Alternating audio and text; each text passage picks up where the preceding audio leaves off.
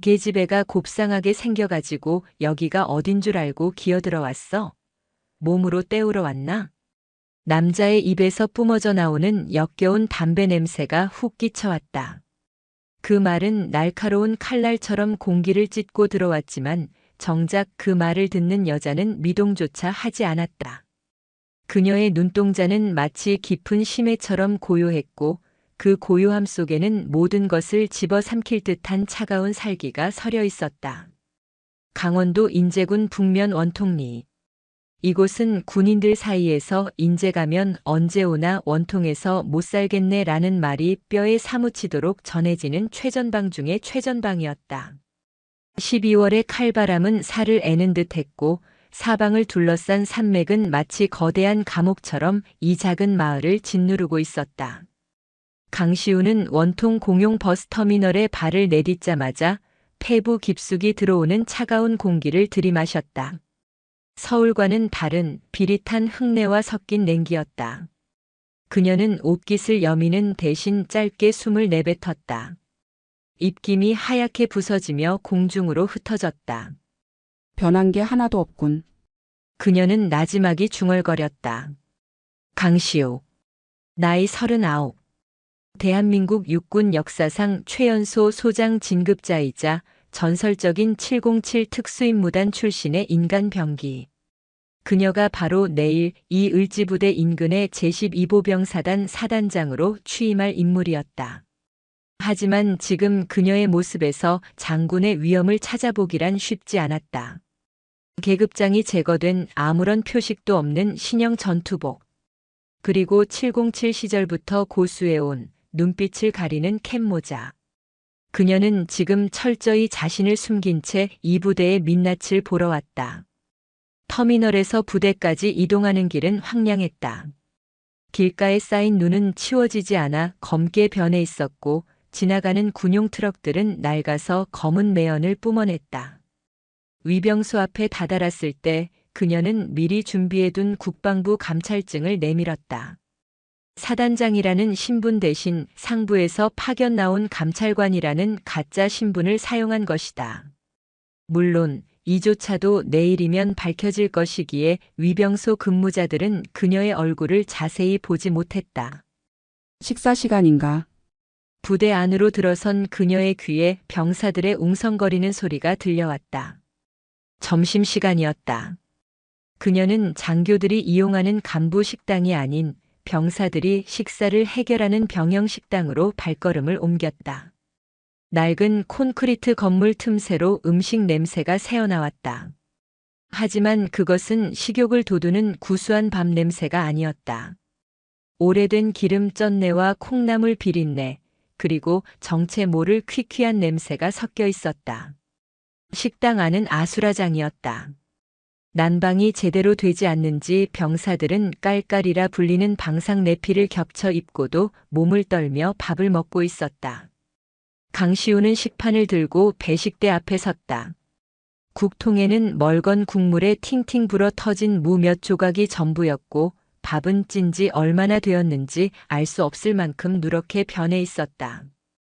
반찬이라고 나온 것은 고춧가루만 잔뜩 묻은 김치 몇 조각과 형체를 알아볼 수 없이 으깨진 두부조림뿐이었다. 이게 병사들이 먹는 식단인가? 강시우는 속으로 끓어오르는 분노를 억누르며 밥을 받았다. 그녀가 자리를 잡고 앉자 주변 병사들의 시선이 힐끔힐끔 쏠렸다. 계급장 없는 전투복을 입은 묘한 분위기의 여자. 병사들은 그녀를 군무원이나 부사관 후보생 정도로 생각하는 눈치였다. 강시우가 숟가락을 들어 국을 한 숟가락 뜨려던 찰나였다. 식당 문이 쾅 하고 열리며 거구의 사내가 들어왔다.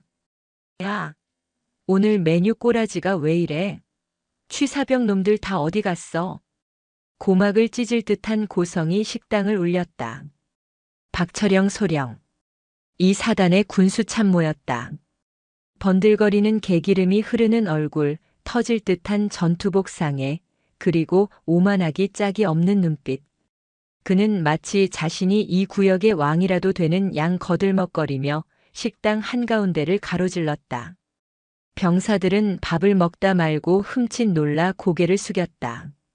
박철영은 취사병이 허겁지겁 들고 온 식판을 받아들더니 내용물을 훑어보고는 바닥에 침을 퇴뱉었다.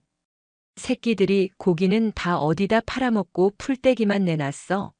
내가 고기 좀 챙기라고 했지. 취사병이 벌벌 떨며 대답했다.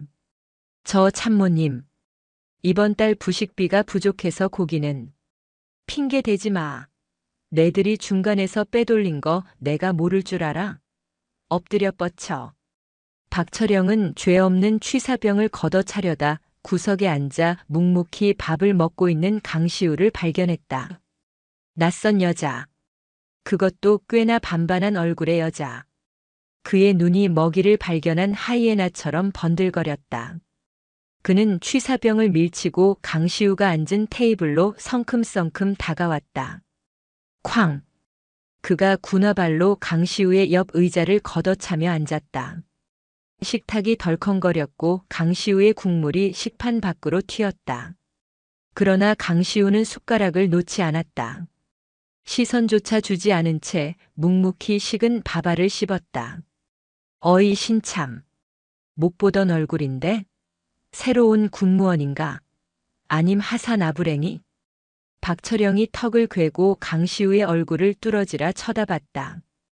강시우는 그제야 고개를 돌려 그를 응시했다. 차가운 눈빛.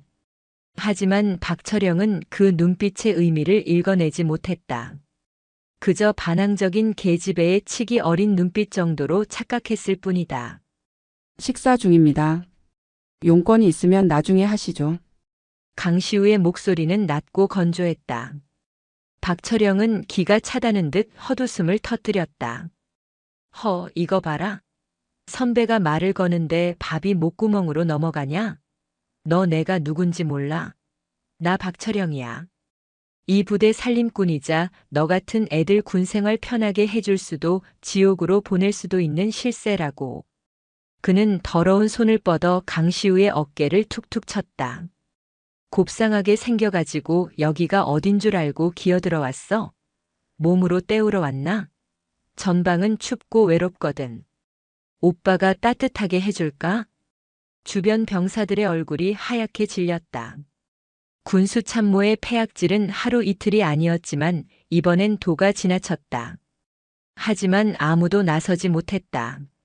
나서면 영창이라는 것을, 그리고 그의 뒤에 끈끈한 카르텔이 있다는 것을 모두가 알고 있었기 때문이다. 강시우는 어깨에 닿은 그의 손을 벌레 보듯 바라보았다. 그리고 천천히, 아주 천천히 입을 열었다. 손 치워. 짧은 한마디였지만 그 안에는 707 시절 수많은 적을 제압했던 살기가 담겨 있었다. 박철영은 순간적으로 등골이 서늘해짐을 느꼈다. 하지만 곧 자존심이 상했다. 일개 계집애 앞에서 쫄았다는 사실을 인정할 수 없었다. 이 미친년이 돌았나?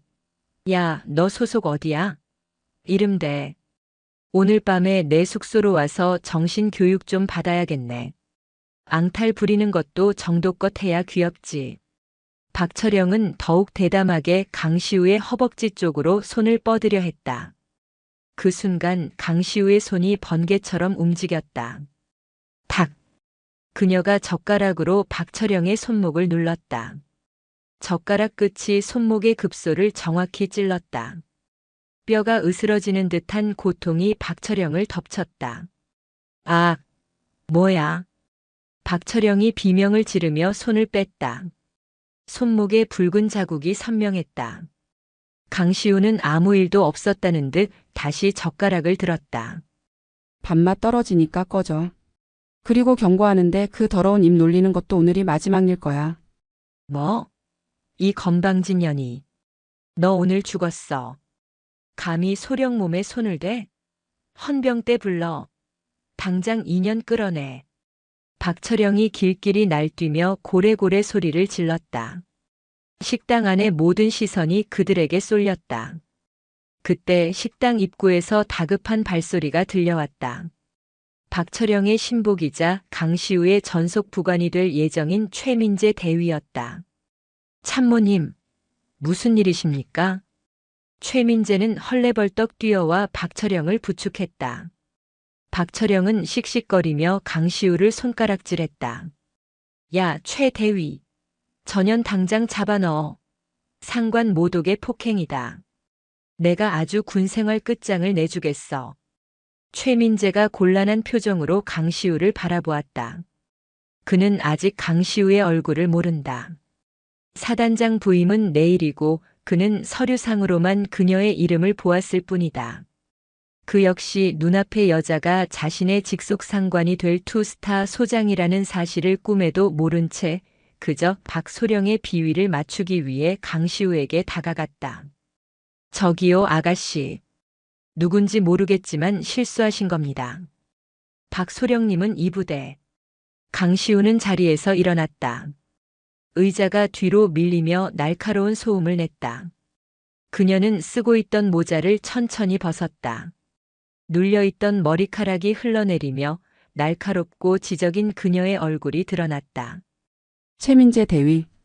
그녀가 자신의 이름을 부르자 최민재는 흠칫 놀랐다. 명찰도 없는데 어떻게 자신의 이름을 아는가? 자네는 상관이 성희롱을 하고 병사들의 시판에 침을 뱉는데도 그걸 말리기는커녕 동조하나? 그게 자네가 배운 장교의 품위인가? 네. 아니, 그게 무슨... 똑바로 들어. 이 부대 꼬라지가 아주 볼만하군. 밥은 개밥보다 못하고 간부라는 작자는 동네 양아치보다 못해. 강시우는 시선을 돌려 박철영을 쏘아보았다. 박철영은 기세에 눌려 뒷걸음질 쳤지만 여전히 상황 파악이 덜 된 상태였다. 이게 어디서 훈계질이야? 너 진짜 죽고 싶어? 강시우는 피식 웃었다. 그것은 미소라기보다는 사형 선고에 가까웠다. 그녀는 식판을 들어 잔반통에 쏟아부었다. 쾅 하는 소리와 함께 음식물 쓰레기가 튀었다. 내일 보자고. 그땐 그 더러운 입이 아니라 무릎이 먼저 바닥에 닿게 될 테니까.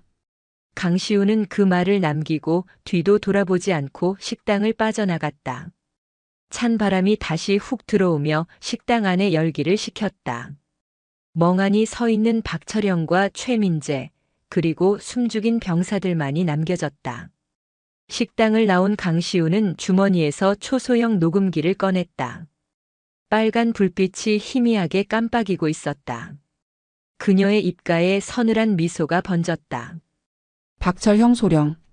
내 놈이 횡령한 건 단순히 밥값만이 아니겠지. 그녀는 이미 냄새를 맡았다. 식당의 부실한 식단은 빙산의 일각이었다. 병사들이 입고 있는 낡은 방한복, 제대로 작동하지 않는 난방기, 그리고 박철영이 차고 있던 명품 시계. 모든 것이 하나의 점으로 연결되고 있었다. 밤이 깊어지자 인재의 산속은 칠흑 같은 어둠에 잠겼다. 강시우는 숙소로 잡은 관사 대신 위병소 근처의 허름한 여관방을 잡았다. 그녀는 침대에 걸터 앉아 스마트폰을 꺼냈다. 화면에는 박철영의 신상 정보와 그와 연루된 것으로 의심되는 지역 유지들, 그리고 군납 업체들의 리스트가 떠 있었다. 사냥 준비는 끝났다. 그녀는 창밖으로 보이는 부대의 불빛을 내려다보았다. 저 불빛 아래에서 얼마나 많은 병사가 추위와 배고픔, 그리고 간부들의 부당한 대우에 떨고 있을까. 707 시절 그녀는 국가를 위해 목숨을 걸고 싸웠다. 하지만 지금 그녀가 싸워야 할 적은 외부에 있지 않았다. 내부에, 그것도 가장 썩어 빠진 곳에 기생충처럼 달라붙어 있었다. 똑똑. 누군가 여관방 문을 두드렸다. 강시우는 반사적으로 문 옆으로 몸을 숨기며 호흡을 죽였다. 룸서비스입니다. 낯선 남자의 목소리. 그녀는 시킨 적이 없다. 그녀의 감각이 경고음을 울렸다. 문틈으로 보이는 그림자는 하나가 아니었다. 셋, 아니 넷. 벌써 냄새를 맡았나? 박철영이 보낸 놈들일까? 아니면 그냥 지역 깡패들일까? 강시우는 소리 없이 문고리를 잡았다. 공포는 없었다. 오히려 지루했던 참에 잘 됐다는 생각이 들었다. 그녀의 손가락이 문고리를 돌리는 순간 근육들이 팽팽하게 긴장하며 전투 태세로 돌입했다. 내일 취임식까지 기다릴 필요도 없을지도 모른다. 오늘 밤 이 짐승들의 식사 시간에 초대받지 않은 손님이 어떤 존재인지 확실하게 보여줄 때였다. 문이 열리고 어둠 속에서 흉흉한 안광이 번뜩였다. 강시우는 사냥감을 노리는 맹수처럼 웃었다. 들어와. 교육 좀 시켜줄 테니까. 여관방의 낡은 형광등이 지직거리며 불안하게 깜빡였다. 문이 벌컥 열리자마자 곰 가죽 같은 덩치를 가진 사내 셋이 방 안으로 들이닥쳤다. 좁은 입구가 꽉 찰 정도로 거대한 덩치들이었다. 그들의 손에는 쇠파이프와 야구 방망이가 들려 있었고 얼굴에는 비릿한 웃음이 걸려 있었다. 인근 유흥가를 관리하며 군 간부들의 뒷배를 봐주는 지역 깡패들이었다. 어이 아가씨. 겁도 없이 남의縄바리에서 행패를 부렸다며 박소령님이 아주 화가 많이 나셔. 선두에 선 사내가 말을 끝맺기도 전이었다. 팟! 강시우의 몸이 바닥을 박차고 튀어나갔다. 그녀의 움직임은 인간의 눈으로 쫓기 힘들 만큼 빨랐다. 707 특수임무단 시절 대테러 진압 작전에서 수백 번도 넘게 반복했던 돌입 동작이었다. 그녀는 순식간에 사내의 품으로 파고들었다. 명치를 정확히 가격당한 사내의 눈이 뒤집혔다. 강시우는 주저앉으려는 사내의 멱살을 잡아 방패막이로 삼았다. 뒤따라 들어오던 놈이 휘두른 쇠파이프가 동료의 등짝을 강타했다. 아, 야, 이 미친년이. 동료를 때린 놈이 당황하는 사이 강시우는 쓰러지는 거구의 어깨를 딛고 허공으로 솟구쳤다. 좁은 여관방 천장에 머리가 닿을 듯한 높이였다. 그녀의 오른쪽 다리가 채찍처럼 휘어지며 쇠파이프를 든 놈의 관자놀이를 강타했다. 둔탁한 파열음과 함께 두 번째 사내가 썩은 나무 토막처럼 바닥에 처박혔다. 불과 3초. 3명 중 2명이 바닥을 기고 있었다. 마지막 남은 놈은 야구 방망이를 든 채 덜덜 떨고 있었다. 그는 자신의 눈을 의심했다. 분명 곱상한 여자였다. 그런데 움직임은 맹수, 아니 귀신 같았다. 너 뭐야? 사람 살려. 놈이 뒷걸음질 치며 문을 열려고 했다. 하지만 강시우가 더 빨랐다. 그녀는 바닥에 떨어진 쇠파이프를 발끝으로 걷어찼다. 쇠파이프는 회전하며 날아가 도망치려던 놈의 오금을 정확히 때렸다. 끄악! 놈이 비명을 지르며 무릎을 꿇었다. 강시우는 천천히 걸어가 놈의 머리채를 휘어잡고 들어올렸다. 그녀의 표정은 건조했다. 방금 사람 둘을 반쯤 죽여놓은 사람이라고는 믿기지 않을 만큼 평온했다. 누가 보냈지? 박철형인가? 사내는 공포에 질려 고개를 끄덕였다. 예. 박소령님이. 그냥 손 좀 봐주라고. 교육 좀 시켜서 보내라고. 강시우는 피식 웃으며 사내를 바닥에 내동댕이 쳤다. 가서 전해. 교육은 내가 시킨다고. 그리고 내일 아침 아주 재밌는 쇼가 시작될 거라고. 사내들은 서로를 부축하며 도망치듯 여관방을 빠져나갔다. 복도 끝에서 우당탕 구르는 소리가 들려왔다. 강시우는 문을 닫고 잠금 장치를 걸었다. 손에 묻은 먼지를 털어내며 그녀는 다시 창가로 다가갔다. 어둠 속에 잠긴 부대는 여전히 고요했다. 하지만 그 고요함은 폭풍 전야의 정막이었다. 다음 날 아침 제12보병사단 연병장은 살을 애는 듯한 칼바람이 몰아치고 있었다. 영하 15도를 밑도는 혹한이었다. 수천 명의 병사가 오와 열을 맞춰 도열해 있었다. 병사들의 코와 귀는 동상에 걸린 듯 새빨개져 있었고 입에서는 하얀 입김이 끊임없이 뿜어져 나왔다. 단상 위에는 두꺼운 방한복을 입은 간부들이 거만하게 서 있었다. 그들 사이에는 어제 식당에서 난동을 피웠던 박철영 소령도 있었다. 그는 핫팩을 쥐고 연신 투덜거렸다. 아, 진짜 더럽게 춥네. 신임 사단장은 왜 이렇게 안 오는 거야? 시간 개념 없어. 어디서 낙하산 타고 내려온 늙은이라던데 오자마자 군기 좀 잡겠다고 폼 잡는 거 아니야? 옆에 서 있던 작전 참모 중령이 혀를 찼다. 박소령, 입 조심해. 아무리 그래도 사단장이야. 그리고 자네 어제 식당에서 무슨 일 있었다며? 어떤 여자랑 시비 붙었다고 소문이 파다하던데. 박철영은 코웃음을 쳤다. 아, 그 미친년이요? 말도 마십시오.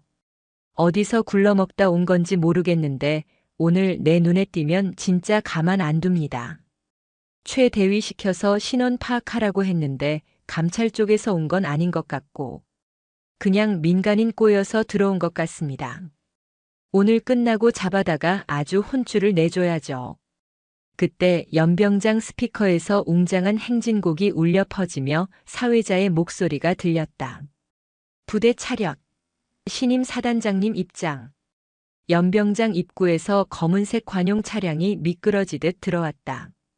번호판에는 붉은색 바탕에 은색 별 2개가 선명하게 박혀 있었다. 소장. 사단장의 계급이었다. 차량이 단상 앞에 멈춰 섰다. 운전병이 내려 뒷좌석 문을 열었다. 모든 병사와 간부들의 시선이 그곳으로 쏠렸다. 박철영은 하품을 하며 곁눈질로 차량을 쳐다봤다. 배 나온 늙은 장군이나 내리겠거니 생각했다. 하지만 차에서 내린 것은 예상을 뒤엎는 인물이었다. 칼주름이 잡힌 정복, 가슴에 달린 화려한 약장들. 그 중에서도 가장 눈에 띄는 것은 왼쪽 가슴에 달린 707 특수임무단 흉장과 공수 휘장이었다. 그리고 어깨 위에서 찬란하게 빛나는 2개의 별. 그녀는 천천히 고개를 들어 단상을 올려다보았다. 정모챙 아래로 드러난 얼굴은 차갑도록 아름다웠다. 그리고 그 얼굴은 박철영이 어제 식당에서 밥을 먹다 말고 침을 뱉고 희롱했던 바로 그 미친년이었다. 강시우였다. 헉. 박철영은 자신도 모르게 숨을 들이켰다. 쥐고 있던 핫팩이 바닥으로 툭 떨어졌다. 다리에 힘이 풀려 주저앉을 뻔한 것을 옆에 있던 동료가 잡았다. 야, 박소령. 정신 차려. 왜 그래? 저 여자. 박철영의 얼굴이 사색이 되었다. 입술이 파르르 떨렸다. 어제 자신이 했던 말들이 주마등처럼 스쳐 지나갔다. 계집애가 곱상하게 생겨가지고 몸으로 때우러 왔나? 오늘 밤에 내 숙소로 와서 정신 교육 좀 받아야겠네. 그는 감히 일개 소령 따위가 투스타 사단장에게 성희롱을 하고 협박하고 심지어 밤에 깡패까지 보냈던 것이다. 이것은 단순한 하극상이 아니었다. 즉결 처형을 당해도 할 말이 없는 상황이었다. 강시우는 단상 위로 올라왔다. 또각또각. 구두 소리가 박철영의 심장을 짓밟는 것 같았다. 그녀는 사단 지휘부를 지나치며 그들을 한 번씩 훑어보았다. 그녀의 시선이 박철영에게 닿았을 때 박철영은 심장이 멈추는 공포를 느꼈다. 하지만 강시우는 아무런 표정 변화 없이 그를 스쳐 지나갔다. 마치 길가에 있는 돌멩이를 보는 듯한 무심함이었다. 하지만 그 무심함이 더 무서웠다. 강시우가 마이크 앞에 섰다. 연병장에 모인 5,000명의 병사가 숨을 죽였다. 그녀는 원고를 꺼내지 않았다. 대신 차가운 바람을 맞으며 병사들의 눈을 하나하나 마주 보았다. 본관은 오늘부로 제12보 병사단의 지휘를 맡게 된 소장 강시우다. 스피커를 타고 흐르는 목소리는 차분했지만 그 안에는 묵직한 힘이 실려 있었다. 나는 오늘 취임사를 길게 하지 않겠다. 대신 어제 내가 이 부대에서 먹었던 점심 식사에 대해 이야기하려 한다. 단상 뒤에 서 있던 간부들이 술렁거렸다. 박철영은 고개를 푹 숙인 채 식은땀을 줄줄 흘리고 있었다. 제발 내 이름만은 나오지 않기를, 제발 모른 척 넘어가 주기를 빌고 또 빌었다. 어제 병영 식당의 메뉴는 똥국이라 불리는 된장국과 형체를 알 수 없는 두부조림이었다. 밥은 쉰내가 났고 반찬은 턱없이 부족했다. 그런데 이상하더군. 장부에 기록된 부식비 지출 내역은 최고급 식재료를 쓴 것으로 되어 있었다. 강시우의 목소리가 점점 낮고 날카로워졌다. 나는 묻는다. 우리 병사들이 먹어야 할 고기는 어디로 갔나? 병사들이 입어야 할 방한복은 어디에 있나? 전방의 혹한 속에서 나라를 지키는 내 부하들이 왜 거지보다 못한 대우를 받아야 하는가? 그녀의 호통이 연병장을 쩌렁쩌렁 울렸다. 병사들의 눈빛이 흔들렸다. 그동안 그 누구도 해주지 않았던 말이었다. 늘 참으라고만 했던 말 대신 분노해주는 지휘관이 나타난 것이다. 강시우는 뒤를 돌아 간부들을 가리켰다. 이 시간 이후로 이 부대의 모든 행정 업무를 중단한다. 사단 내 모든 장부와 창고를 봉쇄한다. 감찰부와 헌병대는 즉시 투입되어 지난 5년간의 군수 물자 내역을 낱낱이 조사하라. 그리고 그녀는 천천히, 아주 천천히 박철영이 서 있는 곳으로 걸어갔다. 박철영은 숨도 쉬지 못하고 얼어붙어 있었다. 강시우가 그의 앞에 멈춰 섰다. 키 차이는 났지만 기세의 차이는 하늘과 땅이었다. 군수참모 박철형 소령. 네. 예. 소령 박철영. 박철영이 삑사리가 난 목소리로 관등 성명을 댔다. 어제 자네가 내게 했던 제안 아직 유효한가? 밤에 숙소로 오라고 했던 건 말이야. 주변 간부들이 경악하며 박철영을 쳐다봤다. 사단장에게 숙소로 오라니? 미치지 않고서야 있을 수 없는 일이었다. 오늘 밤 기대하도록 하지. 자네가 준비한 교육이 뭔지 아주 궁금하군. 아, 그리고 강시우는 박철영의 귀에 대고 나지막이 속삭였다. 마이크에는 들리지 않을 만큼 작은 목소리였지만 박철영에게는 사신의 속삭임처럼 들렸다. 어제 보낸 깡패 새끼들 솜씨가 형편없더군. 다음엔 좀 더 쓸만한 놈들로 보내. 그래야 죽이는 맛이 있지. 강시우는 새파랗게 질린 박철영을 뒤로 하고 다시 마이크 앞으로 돌아왔다. 이상. 해산. 짧고 굵은 취임식이 끝났다. 강시우가 단상을 내려가자마자 헌병대 차량들이 사이렌을 울리며 본청 건물로 들이닥쳤다. 전쟁의 서막이었다. 사단장 집무실. 강시우는 소파에 앉아 다리를 꼬고 서류를 넘기고 있었다. 창밖으로는 헌병들이 군수 참모실을 압수수색하며 박스들을 나르는 모습이 보였다. 똑똑. 노크 소리와 함께 전속부관 최민재 대위가 들어왔다. 그의 얼굴은 박철영만큼이나 창백했다. 어제 식당에서 박철영의 편을 들며 강시우를 몰아세웠던 장본인이었기 때문이다. 그는 떨리는 손으로 커피잔을 내려놓았다. 사단장님, 커피 가져왔습니다. 강시우는 서류에서 눈을 떼지 않은 채 물었다. 최 대위. 자네 빚이 얼마나 되나? 최민재가 흠칫 놀라며 커피를 쏟을 뻔했다. 네, 그게 무슨... 도박 빚이 3억이라지? 대위 월급으로 감당하기 힘들 텐데. 그래서 박철형이 던져주는 부스러기를 받아먹으며 꼬리를 흔든 건가? 강시우는 서류철을 탁 덮고 최민재를 올려다보았다. 그녀의 눈빛은 모든 것을 꿰뚫어 보고 있었다. 최민재는 다리에 힘이 풀려 그 자리에 무릎을 꿇었다. 사단장님, 죽을 죄를 지었습니다. 한 번만 살려주십시오. 시키는 건 뭐든지 하겠습니다. 강시우는 싸늘하게 그를 내려다보았다. 배신자는 2번 배신한다. 그녀는 그걸 누구보다 잘 알고 있었다. 하지만 지금은 이 겁쟁이를 이용할 때였다. 놈들을 확실하게 일망타진하기 위해서는 그들의 내부 사정을 잘 아는 쥐새끼가 필요했다. 일어나. 군인이 무릎을 그렇게 쉽게 꿇나? 죄송합니다. 기회를 주지. 대신 조건이 있다. 지금부터 박철영과 그 배후에 있는 놈들의 모든 움직임을 내게 보고해. 놈들이 똥을 싸러 가는 시간까지 분 단위로 보고해라.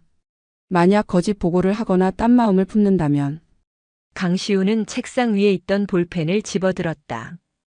그리고 순식간에 손가락 힘만으로 볼펜을 2 동강 냈다. 딱.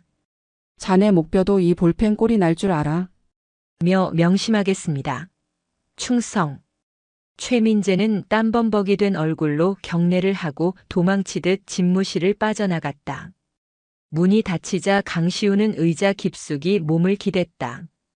박철영은 꼴일 뿐이다. 진짜 몸통은 따로 있다. 인제군 일대의 군납 비리를 주도하는 거대한 카르텔. 그들은 수십 년간 이 지역에서 왕처럼 군림해왔다.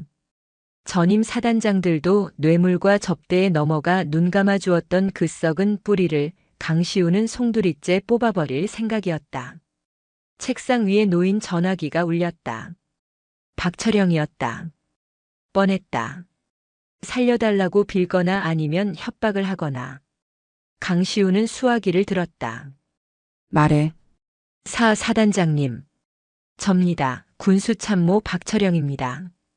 목소리는 떨리고 있었지만 어딘가 모르게 끈적한 구석이 남아 있었다. 아직 상황 파악이 덜 된 것일까 아니면 믿는 구석이라도 있는 것일까. 어제 일은 제가 눈이 삐어서 정말 큰 실수를 했습니다. 용서해 주십시오. 제가 오늘 저녁에 조용한 곳에서 식사라도 대접하고 싶은데 오해를 좀 풀고 싶습니다. 뇌물과 향응으로 무마해 보려는 수작이었다. 강시우는 입꼬리를 비틀어 올렸다. 오해라. 좋아. 장소는? 부대 뒤편에 있는 산장 가든입니다. 거기가 고기도 좋고 아주 조용합니다. 저녁 7시까지 모시겠습니다. 알겠다. 가지. 전화를 끄는 강시우는 창밖을 응시했다. 산장 가든. 놈들의 아지트 중 하나였다. 단순히 밥만 먹자는 자리는 아닐 것이다. 아마도 지역 유지들이나 깡패들을 동원해 위협을 하거나 몰래 카메라 같은 것으로 약점을 잡으려 들겠지. 재밌군. 강시우는 책상 서랍을 열어 검은색 가죽 장갑을 꺼내 꼈다. 장갑의 가죽이 팽팽하게 당겨졌다. 그녀는 707 시절 사용했던 단검을 꺼내 나를 확인했다. 서늘한 칼날에 그녀의 눈빛이 비쳤다. 오늘 밤 산장 가드는 피비린내 나는 연회가 될 것이다. 그녀는 사냥터로 걸어 들어갈 준비를 마쳤다. 짐승들을 사냥하기 위해서는 사냥꾼 역시 짐승의 굴로 들어가야 하는 법이니까. 그녀는 자리에서 일어나 정복 재킷을 벗고 활동하기 편한 전술 재킷으로 갈아입었다. 거울 속에 비친 그녀의 모습은 더 이상 별을 단 장군이 아니었다. 사륙을 준비하는 707의 처단자였다. 기다려라. 내 놈들이 먹은 고기보다 더 붉은 피를 토하게 해줄 테니. 강시우가 집무실을 나서는 순간 복도의 공기마저 얼어붙는 듯 했다. 복수는 이제 막 시작되었을 뿐이었다. 인제군 깊은 산자락에 위치한 산장 가드는 겉보기엔 평범한 토종닭 전문점이었지만 실상은 지역 유지들과 부패한 군 간부들의 은밀한 회합 장소였다. 칠흑 같은 어둠이 내려앉은 산길을 따라 강시우가 탄 지휘 차량이 미끄러지듯 올라갔다. 운전대는 전속부관 최민재 대위가 잡고 있었다. 사단장님 도착했습니다. 박소령이 미리 예약해둔 별채입니다. 최민재의 목소리는 미세하게 떨리고 있었다. 강시우는 백미러를 통해 그의 눈을 응시했다. 불안하게 흔들리는 동공. 그는 무언가를 알고 있다. 아니, 이 판을 짠 공모자 중 하나임이 분명했다. 수고했어. 자네는 차에서 대기해. 무슨 일이 생기면 바로 헌병대에 연락하고. 강시우의 지시에 최민재는 안도하는 듯 하면서도 묘한 표정을 지었다. 알겠습니다. 조심하십시오. 박소령, 그 사람 뒤에 질 나쁜 놈들이 많습니다. 강시우는 대답 대신 차 문을 열고 내렸다. 산속의 냉기가 훅 끼쳐왔다. 가든 입구에는 검은 양복을 입은 덩치들이 허리에 손을 얹은 채 도열해 있었다.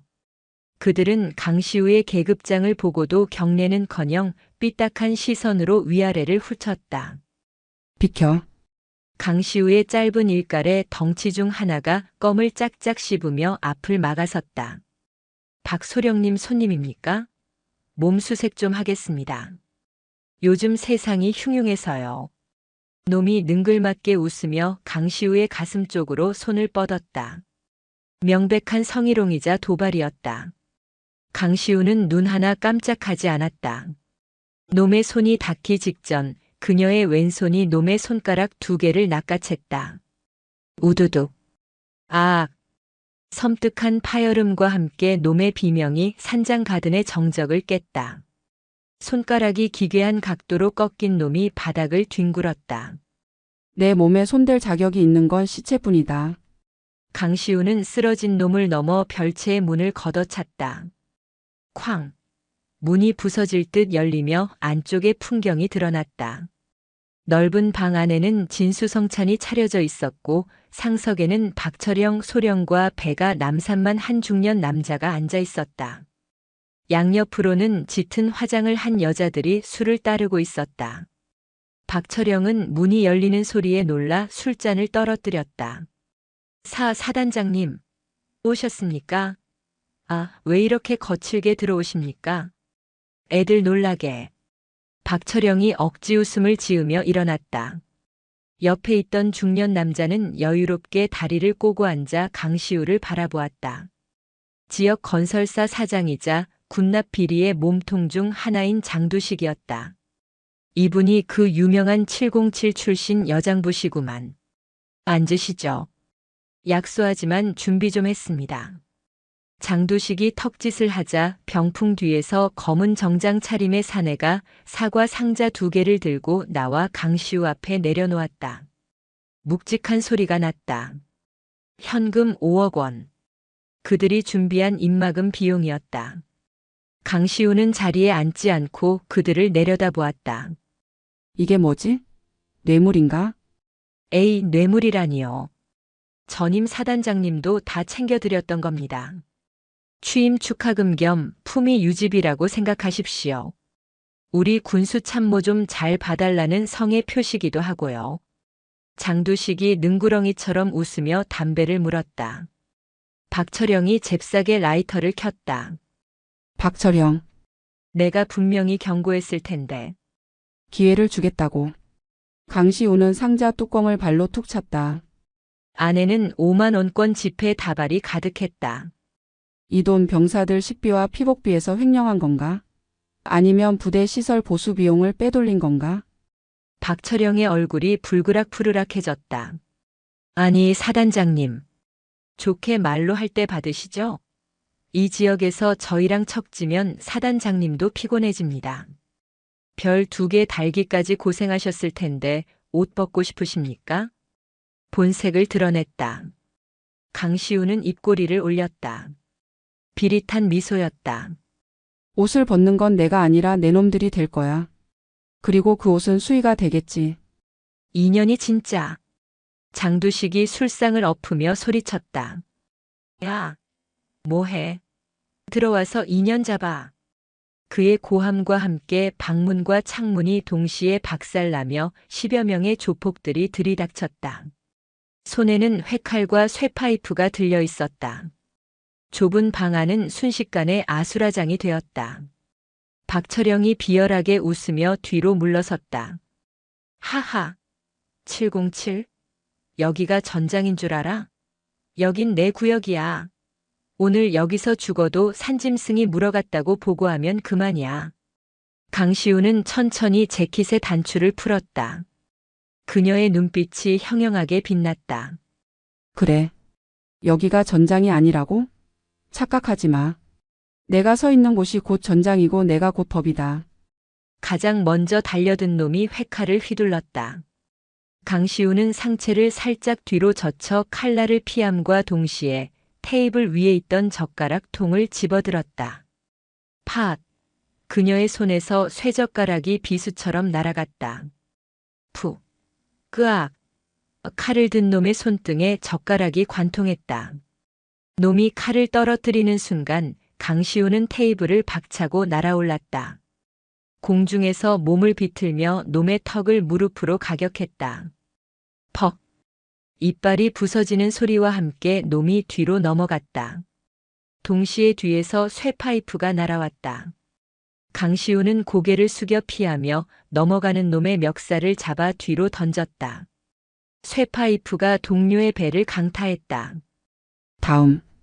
강시우의 움직임은 군더더기가 없었다. 그녀는 주변의 모든 것을 무기로 활용했다. 뜨거운 찌개 냄비를 발로 차 적의 얼굴에 쏟아부었고 깨진 술병 조각으로 적의 허벅지를 그었다. 비명과 욕설이 난무했지만 강시우의 숨소리는 흐트러지지 않았다.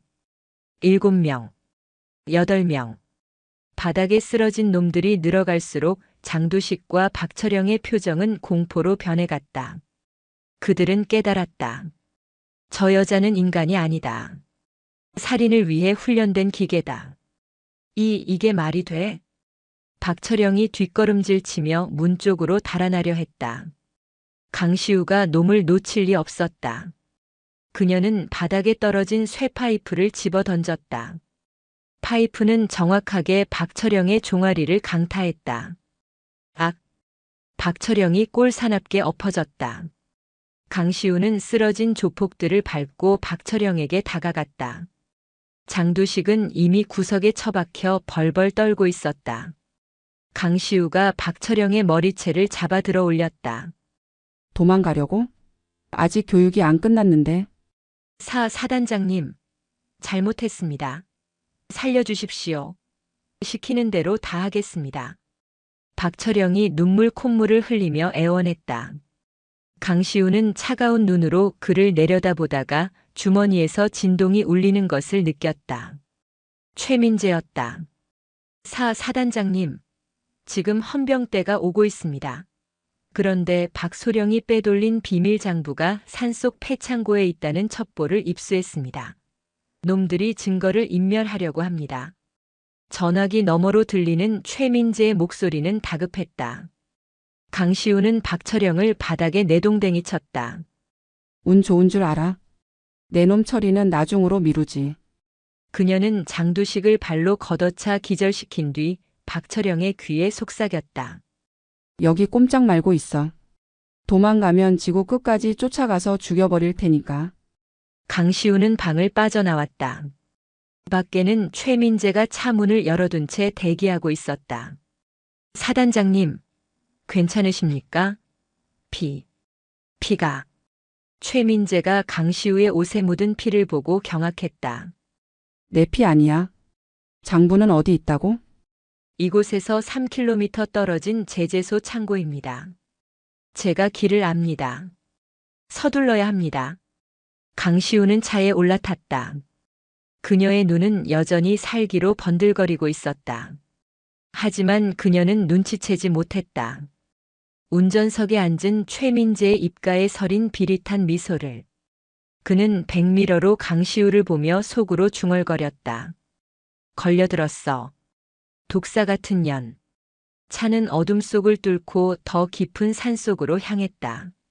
진짜 지옥은 이제부터였다. 차량은 비포장도로를 덜컹거리며 달렸다. 가로등 하나 없는 칠흑 같은 산길이었다. 창밖으로 보이는 것은 기괴하게 뻗은 나뭇가지들과 검은 어둠뿐이었다. 차 안의 공기는 무거웠다. 강시우는 창밖을 응시하며 생각에 잠겼다. 무언가 이상했다. 박철영은 겁쟁이다. 그런 놈이 비밀 장부를 굳이 부대박, 그것도 이런 깊은 산속에 숨겨뒀다. 그리고 최민재는 어떻게 그 사실을 알았지? 방금 전까지 박철영과 한패였던 놈들이 갑자기 장부 위치를 흘렸다. 최 대위. 강시우의 낮은 목소리에 최민재가 움찔했다. 네, 사단장님. 자네 빚이 3억이라고 했었지. 도박은 언제부터 했나? 갑작스러운 질문에 최민재의 눈동자가 흔들렸다. 소위 임관하고 나서. 호기심에 시작했습니다만 지금은 끊었습니다. 끊었다라. 그런데 왜 자네 손목시계는 지난달에 출시된 5천만 원짜리 명품이지? 빚쟁이가 찰 시계는 아닌 것 같은데. 끼익. 최민재가 급브레이크를 밟았다. 차가 흙먼지를 일으키며 멈춰섰다. 앞을 보니 낡고 거대한 폐공장 건물이 흉물스럽게 서 있었다. 인제군 외곽에 버려진 제재소였다. 다 왔습니다. 저기입니다. 최민재는 황급히 말을 돌리며 차에서 내렸다. 강시우는 그를 보며 확신했다. 함정이다. 하지만 그녀는 내렸다. 호랑이를 잡으려면 호랑이 굴에 들어가야 한다. 그녀는 재킷 안주머니에 든 초소형 녹음기의 작동을 다시 한번 확인했다. 공장 안은 을씨년스러웠다. 천장 곳곳이 뚫려 있어 달빛이 기둥처럼 쏟아져 내렸다. 바닥에는 톱밥과 녹슨 기계들이 널려 있었다. 장부는 어디 있지?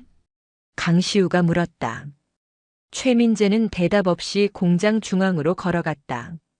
그리고 멈춰 서서 뒤를 돌았다. 달빛을 등진 그의 얼굴은 더 이상 겁쟁이 부관의 얼굴이 아니었다. 죄송합니다, 사단장님. 저도 살아야 하지 않겠습니까? 최민재가 휘파람을 불었다. 그러자 어둠 속에서 수많은 그림자가 나타났다. 1층 기둥 뒤에서, 2층 난간에서, 녹슨 기계 뒤에서. 하나, 둘, 셋. 어림잡아도 50명은 넘어 보였다. 산장 가든의 조폭들과는 차원이 달랐다. 놈들은 강목이나 쇠파이프뿐만 아니라 사시미 칼과 도끼, 심지어 전기 충격기까지 들고 있었다. 전문적으로 훈련받은 용역 깡패들이었다. 그리고 2층 난간 위, 박철영이 붕대를 감은 다리를 절뚝이며 나타났다. 그의 옆에는 거대한 덩치의 사내가 서 있었다. 서울에서 내려온 전국구 조직의 행동대장이었다. 크하하. 강시우. 여기가 내 무덤이다. 감히 날 건드려? 707? 웃기고 자빠졌네. 다구리에 장사 없는 거 알지? 박철영이 광기 어린 웃음을 터뜨렸다. 최민재는 슬금슬금 뒷걸음질쳐 놈들의 무리 뒤로 숨었다. 강시우는 한숨을 내쉬었다. 입김이 길게 뿜어져 나왔다. 최민재. 기회를 줬는데도 제 발로 지옥을 선택했군. 뭐라고요? 지금 상황 파악이 안 되십니까? 당신은 끝났어. 여기서 죽으면 실족사로 처리될 겁니다. 시체는 이 산속 멧돼지들이 알아서 처리해 줄 거고요. 최민재가 악에 바친 소리를 질렀다. 두려움을 감추기 위한 발악이었다.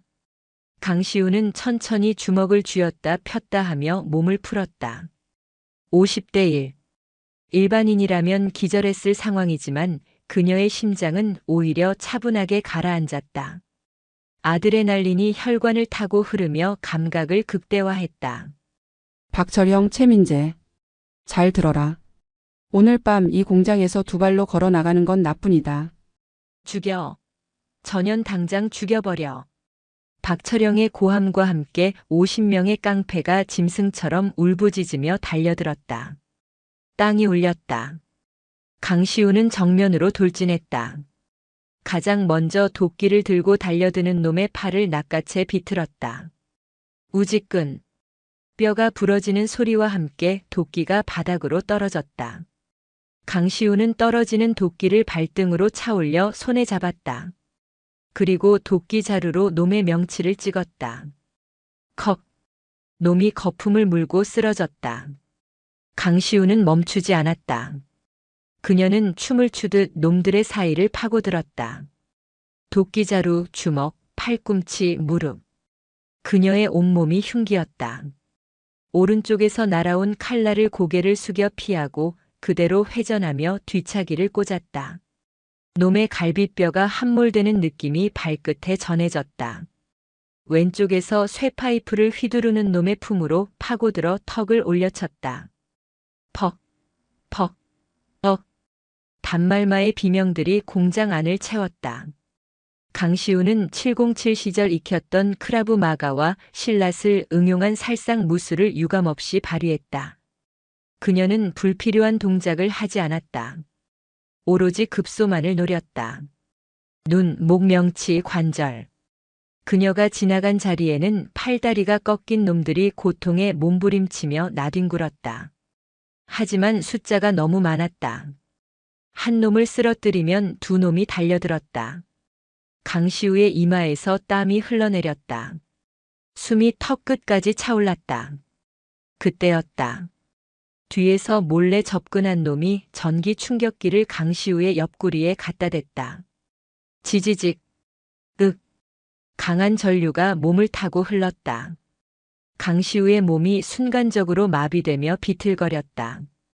그 틈을 놓치지 않고 덩치 큰 놈이 야구방망이로 강시우의 등을 내리쳤다. 빡! 둔탁한 소리와 함께 강시우가 바닥으로 쓰러졌다. 고통이 등줄기를 타고 뇌를 강타했다. 놈들이 환호성을 지르며 그녀를 에워쌌다. 발길질이 쏟아졌다. 밟아. 죽여버려. 2층에서 박철영이 환호했다. 최민재도 안도의 한숨을 내쉬며 웃음을 지었다. 역시 여자는 어쩔 수 없다니까. 바닥에 쓰러진 강시우는 입안에 고인 피를 뱉어냈다. 시야가 흐려졌다. 하지만 그녀의 눈빛은 죽지 않았다. 오히려 더 붉게 타오르고 있었다. 그녀는 바닥에 톱밥을 한 줌 쥐었다. 아직 안 끝났어. 그녀가 707에서 백골의 마녀라고 불렸던 이유. 그것은 압도적인 무력 때문만이 아니었다. 죽음의 문턱에서 되살아나 적의 숨통을 끊어놓는 지독한 생존 본능 때문이었다. 강시우가 비틀거리며 일어났다. 놈들이 움찔하며 뒤로 물러섰다. 그녀의 몸에서 뿜어져 나오는 살기가 공장 안의 온도를 몇 도는 떨어뜨린 것 같았다. 이제부터는 봐주지 않는다. 강시우는 품에서 707 시절부터 간직해온 전술 단검 칼한빗을 꺼내 들었다.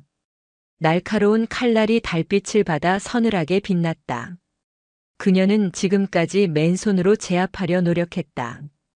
군인이 민간인을 상대로 무기를 쓰는 것을 꺼렸기 때문이다. 하지만 이제 놈들은 민간인이 아니었다. 적이었다. 그녀가 자세를 낮췄다. 마치 사냥감을 노리는 흑표범처럼. 저거 칼 아니야? 야, 쫄지 마. 그냥 밀어붙여. 행동대장이 소리쳤지만 그의 목소리도 떨리고 있었다. 강시우가 다시 바닥을 박차고 튀어나갔다. 이번 속도는 아까와는 차원이 달랐다. 사각. 첫 번째 놈의 허벅지를 단검이 스치고 지나갔다. 동맥을 건드리지 않고 근육만 정확히 베었다. 놈이 비명을 지르며 주저앉았다. 사각. 사각. 두 번째, 세 번째 놈의 손목과 발목이 베어졌다. 피가 분수처럼 솟구쳤다. 강시우는 춤을 추듯 칼을 휘둘렀다. 놈들은 그녀의 그림자조차 밟지 못했다. 공장 안은 순식간에 피비린내 나는 도살장으로 변했다. 50명이 넘던 놈들이 하나둘씩 바닥을 기어다니기 시작했다. 공포가 전염병처럼 번졌다. 꽤 괴물이다. 도망쳐. 남은 놈들이 무기를 버리고 도망치기 시작했다. 하지만 강시우는 입구를 막아서며 차갑게 웃었다. 들어올 땐 마음대로였지만 나갈 땐 아니란다. 2층 난간에서 이 광경을 지켜보던 박철형과 최민재의 얼굴이 하얗게 질렸다. 그들은 다리에 힘이 풀려 주저앉고 말았다. 강시우가 천천히 고개를 들어 그들과 눈을 마주쳤다. 피칠갑이 된 그녀의 얼굴은 마치 지옥에서 기어올라온 악귀와도 같았다. 거기 꼼짝 말고 있어. 내 부관이랑 참모님은 특별히 더 아프게 만져줄 테니까. 강시우가 2층으로 올라가는 계단에 발을 디뎠다. 낡은 철제 계단이 텅텅 울렸다. 그것은 박철영과 최민재의 죽음을 알리는 장송곡이었다. 텅, 텅, 텅. 녹슨 철제 계단을 밟고 올라오는 군화 소리가 폐공장의 정막을 찢었다. 일정한 간격, 일정한 박자. 그것은 단순한 발소리가 아니었다. 먹잇감의 숨통을 끊으러 오는 저승사자의 발자국 소리였다. 2층 사무실에 숨어있던 박철영 소령과 최민재 대위는 그 소리가 가까워질 때마다 심장이 쪼그라드는 공포를 느꼈다. 박철영은 다급하게 사무실 문을 잠그고 주변에 있던 책상과 의자를 끌어와 문을 막았다. 그의 손은 덜덜 떨리고 있었고 이마에는 식은땀이 비 오듯 흘러내렸다. 미친. 저건 사람이 아니야. 어떻게 50명을 혼자서 다 작살낼 수가 있어? 707? 707이 다 저래? 말도 안 돼. 박철영이 쉰 목소리로 중얼거렸다. 그는 창문 밖을 내다보았다. 2층 높이였지만 뛰어내리면 다리가 부러질 수도 있었다. 하지만 저 문을 열고 들어올 괴물보다는 다리가 부러지는 편이 나을 것 같았다. 최 대위. 뭐해? 창문으로 뛰어내려. 전연 올라오면 우리 다 죽어. 하지만 최민재는 구석에 주저앉아 넋이 나간 사람처럼 문만 바라보고 있었다. 그는 이미 전의를 상실했다. 아까 1층에서 벌어진 학살극을 두 눈으로 똑똑히 보았다. 사람의 관절을 종이처럼 접어버리고 피를 뒤집어 쓰고도 눈 하나 깜짝하지 않던 그 모습. 도망쳐봤자 소용없다는 것을 그는 본능적으로 깨달았다. 소용없습니다. 저 여자는 끝까지 쫓아올 겁니다. 이 병신 새끼가. 그러게 깡패 새끼들을 더 불렀어야지. 박철영이 최민재를 발로 걷어차며 소리쳤다. 그때였다. 쾅! 굉음과 함께 사무실의 철문이 안쪽으로 찌그러졌다. 문을 막아두었던 책상과 의자들이 힘없이 밀려났다. 박철영은 비명을 지르며 뒤로 낮아빠졌다. 끼익! 찌그러진 문틈으로 피 묻은 손이 들어오더니 잠금 장치를 종이장 찢듯이 뜯어내버렸다. 문이 활짝 열렸다. 역광을 받아 검게 드리워진 그림자. 강시우였다. 그녀의 전술 재킷은 찢어지고 피에 젖어 있었지만 그녀가 뿜어내는 기세는 더욱 흉폭해져 있었다. 똑똑. 룸서비스 왔다. 강시우가 나지막하게 읊조리며 방 안으로 걸어 들어왔다. 그녀가 한 발자국 내디딜 때마다 바닥에 핏자국이 찍혔다.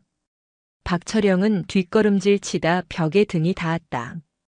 더 이상 물러날 곳이 없었다. 그는 손에 잡히는 대로 재떨이를 집어 던졌다. 오지 마. 오지 마.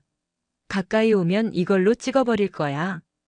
강시우는 날아오는 재떨이를 고개만 살짝 까딱해 피했다. 재떨이는 벽에 부딪혀 산산조각이 났다. 박철영. 대한민국 육군 소령이라는 작자가 고작 한다는 짓이 깡패 뒤에 숨어서 벌벌 떠는 건가? 내 놈이 입고 있는 그 군복이 아깝지도 않나?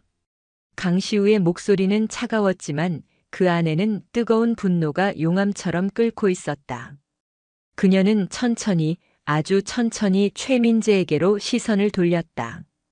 최민재는 바닥에 납작 엎드려 머리를 조아리고 있었다. 사단장님, 잘못했습니다. 저는 박소령이 시키는 대로 했을 뿐입니다. 협박 때문에 어쩔 수 없었습니다. 제발 살려만 주십시오. 비굴한 변명. 강시우는 헛웃음을 지었다. 협박? 5천만 원짜리 시계를 차고 도박판을 전전하던 게 협박 때문이었나? 내 놈의 탐욕이 내 눈을 멀게 한 거지.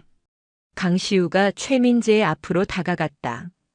최민재는 그녀의 군화발을 잡고 매달렸다. 다시는 안 그러겠습니다. 제가 증인이 되겠습니다. 박소령의 비리 다 불겠습니다. 늦었어. 기회는 아까 차 안에서 줬었다. 군인에게 가장 치욕스러운 게 뭔지 아나? 적에게 지는 게 아니다. 전우를 배신하고 등에 칼을 꽂는 것이다. 너는 군인의 명예를 팔아먹은 것도 모자라 영혼까지 팔아먹었어. 우드득. 끄악. 강시우가 최민재의 오른쪽 어깨를 밟았다. 뼈가 어긋나는 소리가 사무실을 울렸다.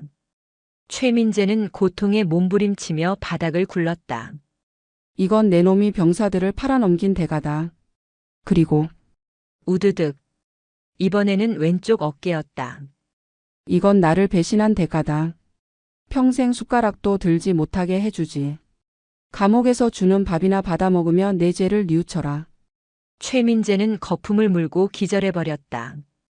강시우는 쓰러진 그를 쓰레기 보듯 넘어섰다. 이제 남은 건 박철영 하나였다. 박철영은 공포에 질려 바지춤이 축축하게 젖어 있었다. 그는 떨리는 손으로 품 안에서 라이터를 꺼내 들었다. 그리고 책상 위에 놓인 서류 뭉치와 이동식 저장 장치에 불을 붙이려는 신용을 했다. 오지 마. 이거 비밀 장부야. 이거 태워버리면 증거도 없어. 나 건드리면 이거 다 날아가는 거야. 최후의 발악이었다. 장부를 인질로 삼아 협상을 하려는 것이다. 하지만 강시우의 눈빛은 흔들리지 않았다. 태워. 뭐? 태우라고. 어차피 내 놈 죄를 입증할 증거는 차고 넘쳐. 그리고 설사 증거가 없어진다 해도 상관없어. 내가 널 여기서 죽여버리고 실종 처리하면 그만이거든. 멧돼지 밥으로 던져주겠다고 했던가? 강시우가 카람빛 단검을 역수로 쥐고 한 걸음 더 다가갔다. 박철영의 손이 심하게 떨려 라이터 불조차 제대로 켜지 못했다. 미친년. 너 진짜 돌았구나. 그래. 미쳤지. 내 놈들 같은 기생충들이 내 부대, 내 나라를 갉아먹는 꼴을 보느니 차라리 미친 개가 되어 물어뜯는 게 나아. 슉.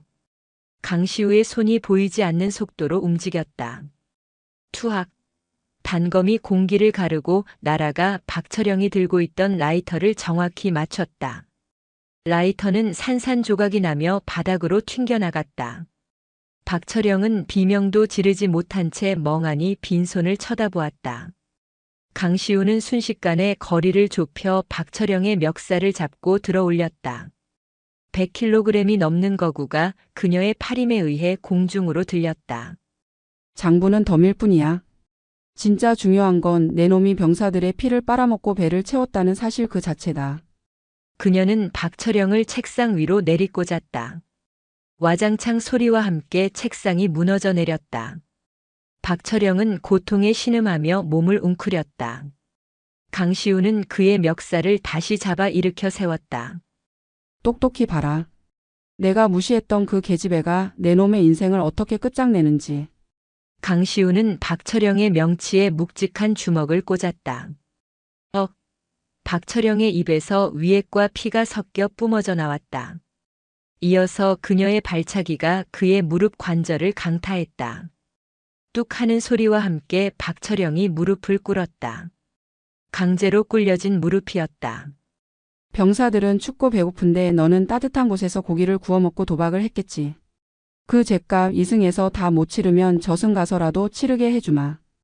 강시우는 마지막으로 박철영의 앞면에 하이킥을 날렸다. 박철영은 그대로 뒤로 날아가 벽에 처박히며 기절했다. 사무실 안은 다시 정적에 휩싸였다. 강시우는 거친 숨을 몰아쉬며 흐트러진 머리카락을 쓸어 넘겼다. 그녀는 바닥에 떨어진 비밀 장부와 저장 장치를 주워 주머니에 넣었다. 그리고 재킷 안주머니에서 초소형 녹음기를 꺼내 정지 버튼을 눌렀다. 녹음 종료. 완벽하군. 그때 멀리서 사이렌 소리가 들려오기 시작했다. 한 대가 아니었다. 수십 대의 차량이 이곳을 향해 달려오고 있었다. 강시우는 깨진 창문으로 다가가 밖을 내다보았다. 붉은색과 푸른색 경광등이 칠흑 같은 어둠을 밝히며 산길을 올라오고 있었다. 그녀가 미리 연락해둔 국방부 직할 수사대와 특수임무대가 도착한 것이다. 이 지역 헌병대조차 믿을 수 없어 그녀가 직접 상부의 요청에 타부대 병력을 끌고 온 것이었다. 강시우는 피 묻은 손으로 찢어진 옷매무새를 다듬었다.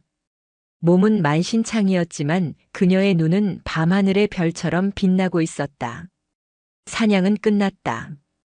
이제는 전리품을 챙기고 승리를 선언할 시간이었다. 손머리 위로. 움직이면 쏜다. 폐공장 안으로 완전 무장을 한 특수임무대 대원들이 들이닥쳤다. 그들은 1층 바닥에 질비하게 널브러진 깡패들의 참혹한 몰골을 보고 경악을 금치 못했다. 팔다리가 꺾이고 기절한 채 신음하는 수십 명의 거구들. 마치 폭격이라도 맞은 듯한 현장이었다. 이게 대체 무슨 일이야? 이걸 혼자서 다 했다고. 선두의 선 팀장이 혀를 내둘렀다. 그때 2층 난간에서 강시우가 모습을 드러냈다.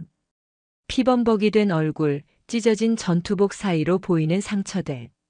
하지만 그녀는 꼿꼿하게 서서 아래를 내려다보고 있었다. 압도적인 카리스마의 특임 대원들은 순간적으로 동작을 멈췄다. 뭘 멍하니 보고 있나? 쓰레기들 수거해. 강시우의 명령에 팀장이 정신을 차리고 경례를 붙였다. 충성. 국방부 직할 특수임무대 현장 도착했습니다. 사단장님 괜찮으십니까? 나는 괜찮다.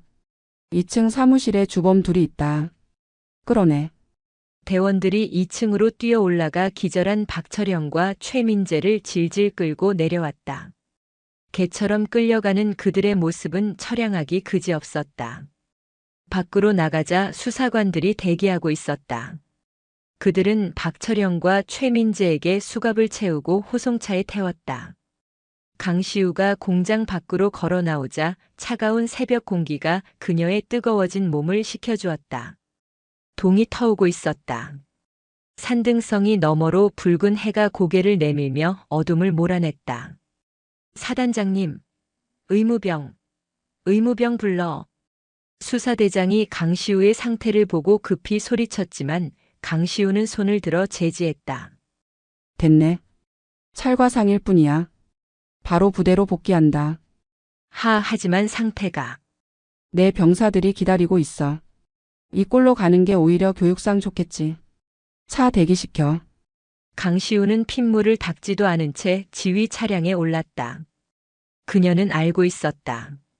100마디의 말보다 행동으로 보여주는 것이 군인의 리더십이라는 것을. 차량이 부대에 도착했을 때는 아침 점호가 막 끝난 시간이었다. 밤사이 사단장과 군수참모가 사라졌다는 소문에 부대는 어수선했다. 연병장에 모여있던 병사들은 위병소를 통과해 들어오는 지휘 차량과 그 뒤를 따르는 수십 대의 수사 차량을 보고 웅성거렸다. 강시우가 차에서 내렸다. 순간 연병장은 찬물을 끼얹은 듯 조용해졌다. 사단장의 모습은 충격 그 자체였다. 피로 물든 전투복, 헝클어진 머리, 하지만 그 어느 때보다 당당한 걸음걸이. 그녀의 뒤로 포승줄에 묶인 박철영과 최민재, 그리고 부패에 연루된 간부들이 줄줄이 끌려 나왔다. 강시우는 단상 위로 올라가지 않았다. 대신 병사들의 대열 맨 앞으로 걸어갔다. 병사들은 그녀의 기세에 눌려 마른 침을 삼켰다. 주목. 마이크도 없었지만 그녀의 목소리는 연병장 끝까지 또렷하게 전달됐다. 본관은 어제 약속했다. 너희들의 정당한 권리를 되찾아 주겠다고. 그리고 부패한 자들을 심판하겠다고. 강시우는 뒤로 끌려가는 박철영을 가리켰다. 저 자들은 너희가 먹어야 할 고기를, 너희가 입어야 할 옷을 훔쳐 자신들의 배를 불렸다. 그것은 단순한 도둑질이 아니다. 전우의 등에 칼을 꽂는 반역 행위다. 병사들의 눈빛이 달라지기 시작했다. 분노와 경멸, 그리고 사단장에 대한 경외심이 뒤섞인 눈빛이었다.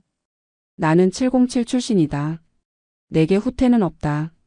앞으로도 내 부하들을 건드리는 자는 그가 누구든 계급이 무엇이든 지구 끝까지 쫓아가서 응징할 것이다. 강시우는 병사들을 하나하나 둘러보았다. 너희는 나라를 지키러 왔지 굶주리고 무시당하러 온 것이 아니다. 오늘부터 제12사단은 다시 태어난다. 이상. 와! 병사들 사이에서 함성이 터져 나왔다. 누가 먼저랄 것도 없었다. 그동안 쌓였던 서름이, 그리고 사단장이 보여준 행동에 대한 감동이 폭발한 것이다. 사단장님 만세. 707 만세. 강시우는 희미한 미소를 지으며 병사들에게 거수 경례를 올렸다. 그것은 장군이 부하에게 하는 의례적인 경례가 아니었다. 전우로서 보내는 진심 어린 존중의 표시였다. 그로부터 일주일 후, 부대는 완전히 달라져 있었다. 군수참모 박철영과 전속부관 최민재는 군사법원에서 각각 징역 15년과 10년을 선고받았다. 그들은 계급이 박탈되고 불명예 전역 조치되었다. 그들과 결탁했던 지역 건설사 사장 장두식과 조폭들 역시 모조리 구속되었다. 강시우가 확보한 비밀 장부가 결정적인 증거가 되었다. 횡령한 금액만 수십억 원에 달했고 그 돈은 전액 환수되어 국고로 귀속되거나 부대 복지 기금으로 전환되었다. 점심시간. 강시우는 집무실이 아닌 병영식당을 찾았다. 식당 입구부터 맛있는 냄새가 진동했다. 메뉴는 소고기가 듬뿍 들어간 육개장과 제육볶음, 그리고 신선한 쌈 채소와 과일이었다. 충성. 식사 맛있게 하십시오. 배식 당번 병사들이 활기찬 목소리로 인사했다.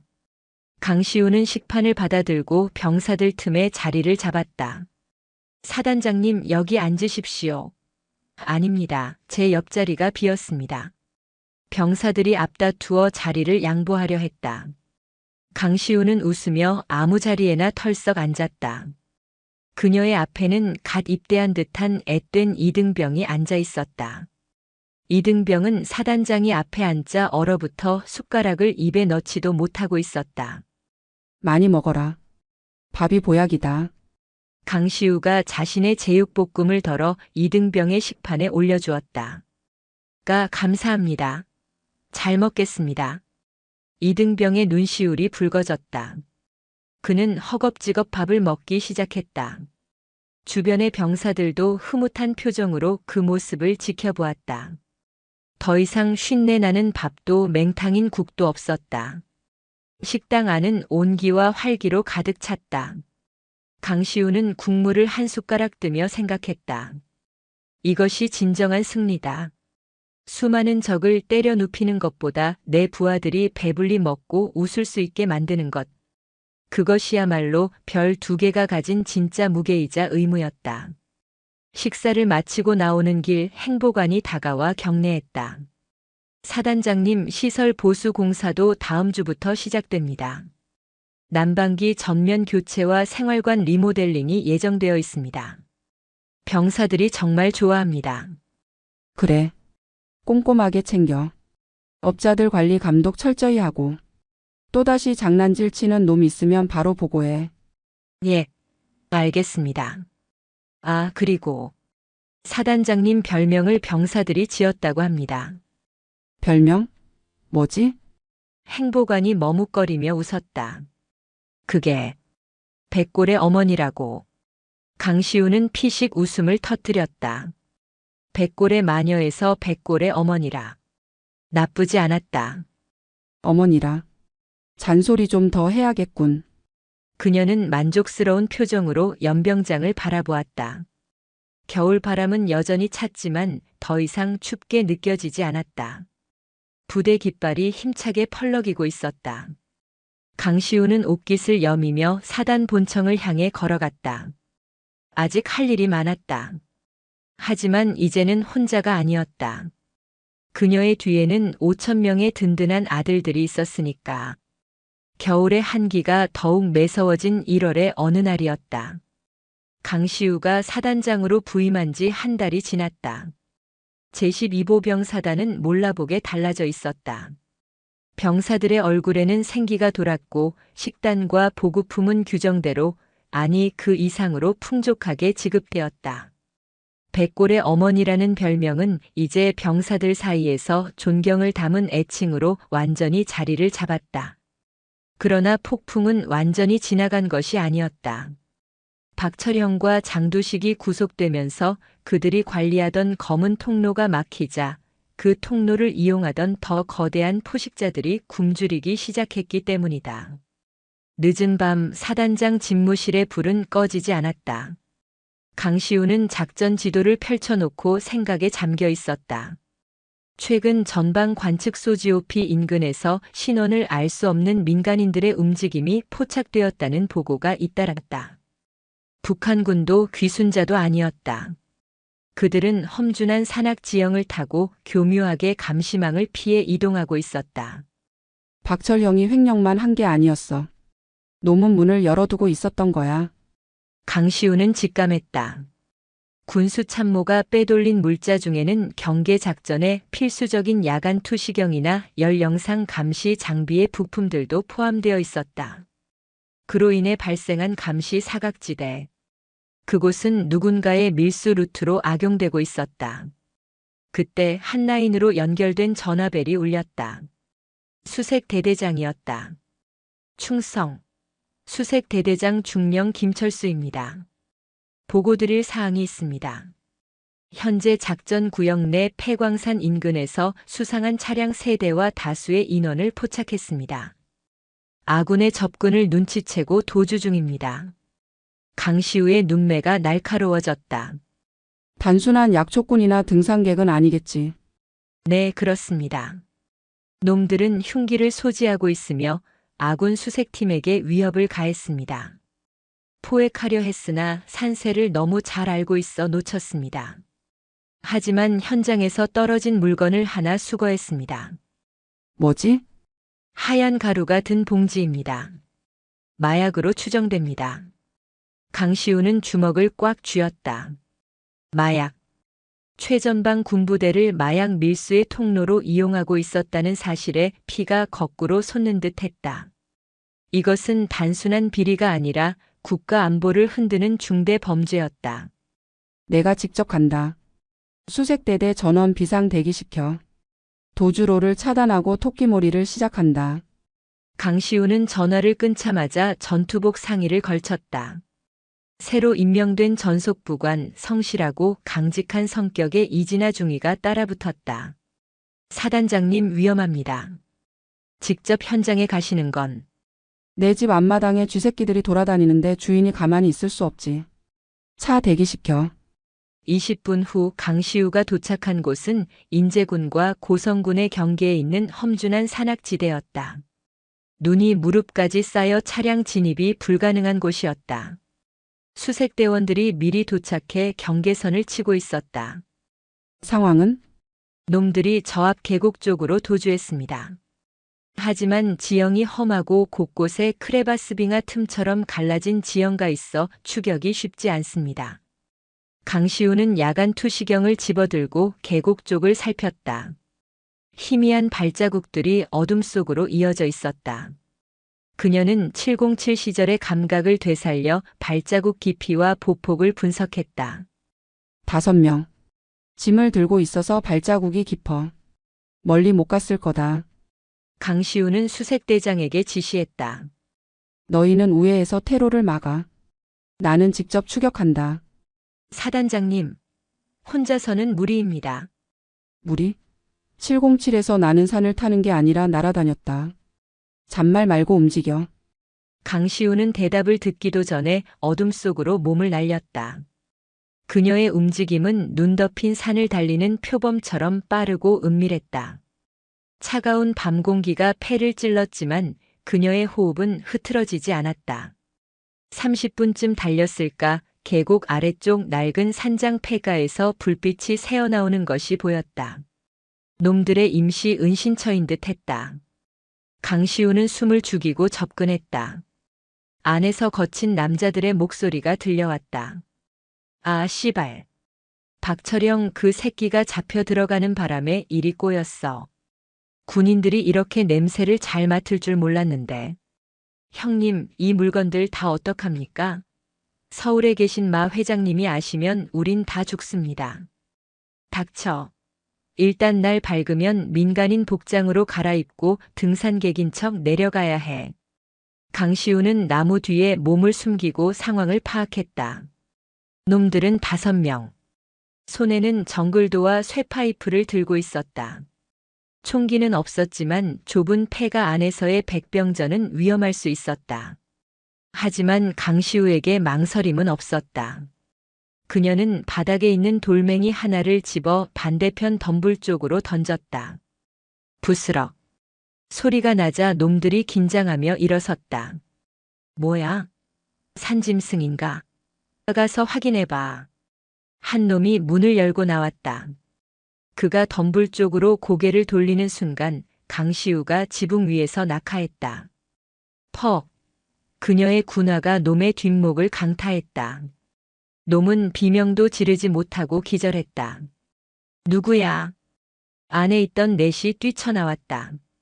강시우는 착지와 동시에 몸을 회전하며 가장 가까이 있던 놈의 정강이를 걷어찼다. 우지끈. 뼈가 부러지는 소리가 계곡을 울렸다. 마약 밀수범들인가? 군부대를 물류창고로 쓰다니 간이 배 밖으로 나왔군. 강시우가 어둠 속에서 천천히 걸어 나왔다. 별 2개가 달린 약장이 달빛을 받아 번쩍였다. 놈들은 당황했다. 여자? 군인이야? 근데 계급장이. 별. 우두머리로 보이는 자가 사시미 칼을 꺼내들며 이를 갈았다. 별이고 나발이고 우리 얼굴 봤으니 살려보낼 수 없다. 담가버려. 3명이 동시에 달려들었다. 칼날이 번뜩이며 강시우의 목을 노렸다. 하지만 그들의 동작은 707의 인간 병기 눈에는 슬로 비디오처럼 보였다. 강시우는 상체를 숙여 첫 번째 칼날을 피하고 놈의 손목을 낚아채 꺾었다. 칼이 떨어지기도 전에 그녀의 팔꿈치가 놈의 턱을 올려쳤다. 퍽. 놈이 공중으로 붕 떴다 떨어졌다. 2번째 놈이 쇠파이프를 휘둘렀지만 강시우는 이미 놈의 품 안으로 파고든 뒤였다. 그녀는 양손으로 놈의 머리를 잡고 자신의 무릎으로 찍어내렸다. 과각. 코뼈가 함몰되며 놈이 피를 뿜고 쓰러졌다. 마지막 남은 우두머리가 공포에 질려 뒷걸음질 쳤다. 너 정체가 뭐야? 특수부대야? 강시우는 쓰러진 놈들의 몸을 넘어 우두머리에게 다가갔다. 이 구역 사단장이다. 그리고 너희 같은 쓰레기들을 치우는 청소부지. 우두머리가 발악하며 칼을 휘둘렀다. 강시우는 가볍게 피한 뒤 놈의 명치를 주먹으로 가격했다. 숨이 턱 막힌 놈이 무릎을 꿇었다. 강시우는 놈의 멱살을 잡아 올렸다. 서울에 있다는 마 회장이 누구지? 불어. 마석도 회장. 알면 다쳐. 그 사람은 악마야. 악마라. 재밌군. 지옥에서 온 마녀와 악마 중에 누가 더 무서운지 곧 알게 될 거다. 그때 수색대원들이 도착해 폐가를 포위했다. 강시우는 기절한 놈들을 대원들에게 인계했다. 사단장님, 다치신 곳은 없으십니까? 없다. 이놈들 헌병대로 넘기고 마약은 증거물로 확보해. 그리고 마석도라는 자에 대해 신원 조회해. 강시우는 밤하늘을 올려다보았다. 눈발이 날리기 시작했다. 박철영은 꼴이었고 이들은 몸통의 일부였다. 하지만 머리는 서울에 있었다.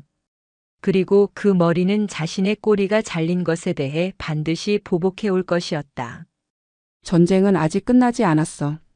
강시우의 눈빛이 눈보라보다 더 차갑게 빛났다. 서울 강남의 한 유흥업소 VIP룸. 최고급 양주병이 벽에 부딪혀 산산조각이 났다. 험상궂은 인상의 중년 남성 마석도 회장이 얼굴을 붉히며 소리쳤다. 뭐? 물건도 뺏기고 애들도 잡혀갔어? 그 여자가 직접 와서 다 때려잡았다고. 그는 국내 최대 마약 조직인 흑사파의 두목이었다. 군부대를 통한 마약 밀반입은 그들의 핵심 사업 중 하나였다. 검문 검색이 까다로운 항만이나 공항 대신 매수된 군 간부들을 이용해 허술한 전방 지역을 뚫는 것은 그들의 필승 전략이었다. 하지만 강시우라는 듣도 보도 못한 여자가 나타나 그 루트를 박살 내버린 것이다. 형님, 그 여자가 보통이 아닙니다. 707 출신에다가 깡다구가 장난이 아니랍니다. 박소령도 그 여자한테 당해서 감방에 갔고요. 부하의 보고에 마석도는 이를 갈았다. 감히 내 사업을 망쳐? 별 2개면 다야? 군인 나부랭이가 세상 무서운 줄 모르고 날뛰는구먼. 마석도는 담배를 비벼 끄며 잔혹한 미소를 지었다. 군인은 명예를 먹고 살지. 그리고 국민을 지켜야 한다는 강박관념이 있어. 그걸 이용해야지. 어떻게 하시려고요? 인제군 쪽 외곽에 우리 애들이 관리하는 펜션이 하나 있지? 내일 그 근처 마을회관에서 군인들이 대민지원 봉사활동을 한다고 들었다. 그리고 그 마을 이장이 그 여자가 아끼는 병사의 할머니라지. 마석도의 눈빛이 뱀처럼 번들거렸다. 가서 판을 벌여. 아주 요란하고 잔인하게. 그년이 제 발로 기어오지 않고는 못 베기게 만들어. 다음 날 오후. 강원도 인제군 서화면의 한 작은 마을. 평화롭던 마을에 검은색 승합차 3대가 들이닥쳤다. 차에서 내린 것은 등산객 복장을 했지만 눈빛이 살벌한 사내 20명이었다. 그들은 마을 회관으로 쳐들어가 봉사활동 중이던 병사 5명과 마을 주민 10여 명을 억류했다. 다들 꼼짝 마. 허튼 수작 부리면 이 할망구 목이 날아갈 줄 알아. 놈들의 리더인 독사가 이장의 목에 낫을 들이대며 소리쳤다. 비무장 상태로 눈을 치우고 보일러를 수리하던 병사들은 속수무책으로 당할 수밖에 없었다. 사단 사령부 상황실. 긴급 보고를 받은 강시우가 자리를 박차고 일어났다. 뭐? 민간인과 병사들을 인질로 잡고 있다고? 네. 놈들이 요구 사항을 보내왔습니다. 경찰이나 다른 병력이 접근하면 인질들을 해치겠답니다. 오직 사단장님 혼자서 비무장으로 오라고 합니다. 안 그러면 10분마다 인질 손가락을 하나씩 자르겠답니다. 명백한 함정이었다. 참모들이 만류했다. 사단장님 절대 가시면 안 됩니다. 이건 테러입니다. 대테러 부대와 경찰 특공대를 불러야 합니다. 그들이 도착하려면 최소 1시간은 걸려. 그 사이에 내 병사들과 주민들이 다친다. 강시우는 전투복 상의를 벗고 방한 내피만 입었다. 그리고 허리춤에 감춰두었던 카람빗 단검을 챙겨 군화 속에 숨겼다. 비무장으로 오라고 했으니 총은 안 가져간다. 사단장님, 상황실장은 저격수들을 배치하고 내 신호를 기다려. 내가 놈들의 시선을 끄는 동안 특임대가 뒤쪽으로 진입한다. 단 인질 안전이 확보되기 전까진 절대 발포하지 마. 강시우는 지휘관의 표식을 모두 떼어내고 일반 차량을 타고 현장으로 향했다. 하늘에서는 굵은 눈발이 펑펑 쏟아지고 있었다. 시야가 확보되지 않는 최악의 기상 조건이었다. 하지만 강시우에게는 오히려 기회였다. 눈보라는 훌륭한 은폐막이 되어줄 테니까. 마을회관 앞마당. 독사는 시계를 보며 낄낄거렸다. 시간 다 됐다. 그년 안 오나 본데? 맛보기로 누구 손가락부터 자를까? 그가 이장의 손을 낚아채려는 순간 눈보라를 뚫고 누군가 걸어왔다. 그 손 나. 강시우였다. 그녀는 두 손을 머리 위로 올린 채 천천히 걸어왔다. 오, 진짜 왔네. 깡다구 하나는 인정해줘야겠어. 독사가 비열하게 웃으며 부하들에게 눈짓했다. 몸수색해. 두 놈이 다가와 강시우의 몸을 더듬었다. 총기는 없었다. 그들은 군화 속에 숨긴 얇은 단검까지는 발견하지 못했다. 깨끗합니다, 형님. 좋아. 들어와. 강시우는 마을회관 안으로 들어갔다. 구석에는 병사들과 주민들이 겁에 질려 떨고 있었다. 병사들의 얼굴은 폭행당한 듯 멍투성이었다. 강시우의 눈썹이 꿈틀거렸다. 내가 왔으니 인질들은 보내줘라. 하하. 미쳤어? 내가 제 발로 들어왔다고 해서 얘들을 놔줄 것 같아? 마 회장님이 너를 아주 고통스럽게 죽여서 본보기로 삼으라고 하셨거든. 독사가 낫을 들고 강시우에게 다가왔다. 20명의 놈들이 그녀를 에워쌌다. 무릎 꿇어. 사단장님 무릎 꿇는 꼴 좀 보자. 강시우는 차가운 눈으로 독사를 응시했다. 마석도가 시키더냐? 고작 이런 양아치 짓이나 하라고? 뭐? 인연이 죽고 싶어서 환장했나? 독사가 화를 내며 낫을 휘둘렀다. 그 순간이었다. 강시우는 몸을 낮춰 낫을 피함과 동시에 바닥을 미끄러지듯 파고들어 독사의 발목을 걸어 넘어뜨렸다. 독사가 넘어지는 사이 강시우는 번개같이 일어나 그의 손목을 밟아 낫을 떨어뜨렸다. 그리고 순식간에 독사를 방패막이로 삼아 뒤로 물러섰다.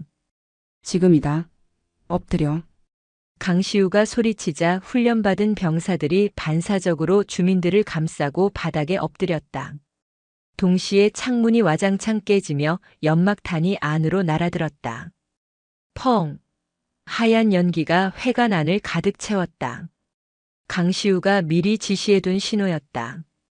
콜록콜록. 뭐야? 앞이 안 보여. 놈들이 당황하며 우왕좌왕하는 사이 강시우는 군화 속에서 카람빗을 꺼내 들었다. 연기 속에서 그녀는 유령처럼 움직였다. 사각, 으악, 퍽, 크악. 비명과 타격음이 연기 속에서 울려 퍼졌다. 강시우는 시야가 차단된 상황에서도 소리와 공기의 흐름만으로 적의 위치를 파악했다. 707 시절 암전 상황에서 훈련했던 블라인드 컴백 기술이었다. 그녀는 인질들에게 접근하는 놈들의 팔다리를 가차없이 베고 꺾었다. 놈들은 보이지 않는 공포에 질려 허공에 쇠파이프를 휘둘렀지만 그럴수록 서로를 다치게 할 뿐이었다. 문 열어. 나가. 독사가 간신히 일어나 문 쪽으로 도망치려 했다. 하지만 연기 속에서 불쑥 튀어나온 손이 그의 뒷덜미를 낚아챘다. 어딜 가나? 아직 계산이 안 끝났는데. 강시우의 목소리는 지옥에서 들려오는 듯 했다. 독사는 소스라치게 놀라 뒤를 돌아보았다. 연기가 서서히 걷히며 피 묻은 단검을 든 강시우의 모습이 드러났다. 그녀의 눈은 붉게 충혈되어 있었고 온몸에서 살기를 내뿜고 있었다. 살려줘. 시키는 대로 했을 뿐이야. 독사가 뒷걸음질 치다 벽에 부딪혔다. 내 병사들 얼굴을 저 꼴로 만들어 놓고 살려달라고? 염치도 없군. 강시우가 단검을 역수로 쥐고 다가갔다. 그때 밖에서 탕 하는 총소리와 함께 특임대원들이 들이닥쳤다. 전원 체포해. 특임대원들이 상황을 정리하는 동안 강시우는 독사를 벽으로 밀어붙였다. 마석도에게 전해. 다음엔 내가 직접 서울로 간다고. 목 닫고 기다리라고. 강시우는 독사의 명치를 주먹으로 가격해 기절시켰다. 상황은 종료되었다. 인질들은 모두 무사했다. 병사들이 달려와 강시우에게 안겼다. 사단장님, 감사합니다. 정말 죽는 줄 알았습니다. 고생했다. 너희가 무사하면 됐다. 강시우는 병사들의 어깨를 다독여 주었다. 하지만 그녀의 표정은 밝지 않았다. 마석도. 그가 살아있는 한 이런 일은 또 일어날 것이다. 이제는 수비가 아니라 공격을 해야 할 때였다. 강시우는 마을 회관을 나서며 서울 쪽 하늘을 바라보았다. 눈보라는 멈추지 않고 있었다. 마치 앞으로 다가올 거대한 피의 폭풍을 예고하듯이.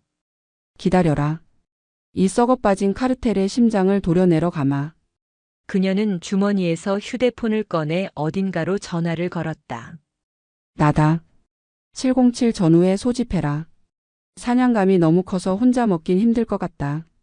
전화기 너머에서 굵직한 목소리가 들려왔다. 오랜만이군요, 대장. 언제 모이면 됩니까? 오늘 밤이다. 복수의 무대는 이제 강원도의 산골짜기에서 대한민국의 수도 서울로 옮겨가고 있었다. 서울의 밤거리는 화려했다. 강원도 인제군의 칠흑 같은 어둠과는 대조적으로 강남의 네온사인은 밤을 낮처럼 밝히고 있었다. 하지만 그 화려한 불빛 아래 가장 깊고 어두운 그림자가 도사리고 있었다. 마석도 회장이 운영하는 유흥업소이자 마약 유통의 본거지 클럽 바벨이 그곳이었다. 클럽 맞은편 허름한 건물의 옥상. 검은색 롱코트를 입은 강시우가 난간에 기대어 클럽 입구를 내려다보고 있었다. 그녀의 눈빛은 차가운 겨울 바람보다 더 시렸다. 그리고 그녀의 뒤에는 어둠 속에 녹아든 4명의 그림자가 서 있었다. 오랜만이군. 다들 살아 있었나? 강시우가 뒤를 돌아보지 않고 말했다. 대장님이 부르시는데 지옥불 구덩이에서도 기어 나와야죠. 걸걸한 목소리의 사내, 코드명 불곰 박상사였다. 저녁 후에는 산에서 벌몽이를 하며 근육을 키워 덩치가 웬만한 씨름 선수보다 컸다. 몸이 좀 근질근질하던 참이었습니다. 요즘 체육관 관장 노릇하느라 애들 가르치는 것도 지겨웠거든요. 날렵한 인상의 사내, 코드명 살모사 최중사였다. 그는 현재 킥복싱 체육관을 운영하고 있었지만 현역 시절 그의 발차기는 적의 목을 베는 칼날과 같았다. 나머지 둘 유령과 독거미 역시 각자 사회에서 평범하게 살고 있었지만 강시우의 소집 명령 하나에 만사 제쳐두고 달려온 707의 전설들이었다. 상황은 파악했나? 네. 저 건물 지하 2층부터 지상 5층까지가 놈들의 구역입니다. 지하에는 마약 제조 시설과 창고가 있고 5층 펜트하우스에 마석도가 있습니다. 입구 경비만 30명, 내부에 100여 명의 병력이 깔려 있습니다. 유령이 태블릿 PC가 아닌 종이 지도를 펼치며 브리핑했다. 디지털 장비는 해킹의 위험이 있어 아날로그 방식을 고수하는 것이 그들의 방식이었다. 100명이라. 5명이서 나누면 인당 20명 꼴이군. 너무 적어서 심심하겠어. 강시우의 농담에 대원들이 낄낄거렸다. 그들에게 100명의 조폭은 그저 몸풀기 상대에 불과했다. 목표는 하나다. 5층까지 최단 시간 돌파. 마석도 생포. 나머지는 재기 불능으로 만든다. 단 민간인 피해는 없어야 한다. 알겠습니다. 작전 개시. 강시우가 코트를 벗어 던졌다. 아내는 활동성 좋은 검은색 전술복을 입고 있었다. 그녀가 옥상 난간을 뛰어넘어 배수관을 타고 미끄러지듯 내려갔다. 대원들이 그 뒤를 따랐다. 그림자들의 사냥이 시작되었다. 클럽 바벨 입구. 덩치 큰 기도들이 하품하며 잡담을 나누고 있었다. 야, 오늘 물 좋다며? 회장님 기분도 안 좋으신데 눈치 잘 봐라. 아, 그 군인 여자 때문에 그렇다며? 별거 아닌 것 같은데 왜 그렇게 쫄아계신지 모르겠네. 그 말이 떨어지기가 무섭게 어둠 속에서 주먹 하나가 불쑥 튀어나왔다. 퍽. 말을 하던 기도의 턱이 돌아갔다. 그가 쓰러지기도 전에 불곰이 나타나 다른 기도의 머리채를 잡고 서로 박치기를 시켰다. 쿵. 단 2초 만에 입구를 지키던 4명이 기절했다. 뭐야. 안쪽에 있던 놈들이 소란을 눈치채고 몰려나왔다. 하지만 그들은 입구로 들어오는 5명의 살기를 감당해낼 수 없었다. 살모사가 춤추듯 회전하며 로우킥을 날렸다. 빠각. 놈들의 다리가 힘없이 꺾였다. 독거미는 놈들의 허리띠를 풀어 순식간에 손발을 묶어버리는 기행을 선보였다. 강시우는 선두에 서서 클럽 안으로 진입했다. 쿵쿵 울리는 음악 소리와 화려한 조명. 스테이지에서 춤추던 사람들은 입구 쪽에서 벌어진 난투극을 보고 비명을 지르며 흩어졌다. 길을 비켜라. 강시우의 일갈에 민간인들이 양옆으로 갈라졌다. 그 사이로 검은 양복을 입은 조폭대가 야구방망이와 회칼을 들고 쏟아져 나왔다. 저것들이다. 죽여. 50여 명의 조폭이 1층 홀을 가득 메웠다. 일반인이라면 다리가 후들거릴 광경이었지만 강시우와 707 대원들은 오히려 미소를 지었다. 불곰 중앙 돌파. 살모사 독거미 좌우 날개. 유령 후방 지원. 나는 마석도에게 직행한다. 라저. 불곰이 포효하며 적진 한복판으로 뛰어들었다. 그는 날아오는 야구 방망이를 맨몸으로 받아내고 놈들의 멱살을 잡아 볼링핀처럼 던져버렸다. 인간 전차였다. 살모사는 테이블과 의자를 징검다리 삼아 날아다니며 놈들의 관자놀이에 정확한 하이킥을 꽂았다. 강시우는 그 혼란을 틈타 중앙 계단으로 향했다. 앞을 막아서는 놈들이 있었지만 그녀의 속도를 늦출 순 없었다. 달려오는 놈의 주먹을 고개만 까딱해 피하고 명치에 정권 지르기. 칼을 휘두르는 놈의 손목을 꺾어 칼을 뺏고 칼자루 끝으로 인중 가격. 그녀의 동선은 최단 거리, 최적의 효율로 그려졌다. 쓰러지는 놈들을 쳐다볼 시간조차 없었다. 2층, 3층, 4층. 올라갈수록 놈들의 저항은 거세졌다. 4층 복도에서는 전문 칼잡이들이 매복해 있었다. 좁은 복도에서의 칼싸움은 위험했다. 여기까지 온 건 칭찬해주지. 하지만 여기서 끝이다. 칼잡이 리더가 쌍칼을 휘두르며 덤벼들었다. 강시우는 허리춤에서 3단봉을 꺼내 펼쳤다. 촥! 말이 많군. 강시우가 3단봉으로 칼날을 쳐냈다. 챙! 불꽃이 튀었다. 리더가 쉴 새 없이 몰아쳤지만 강시우는 뒤로 물러서지 않고 오히려 앞으로 파고들었다. 상대의 공격 리듬을 읽고 그 박자 사이로 파고드는 카운터.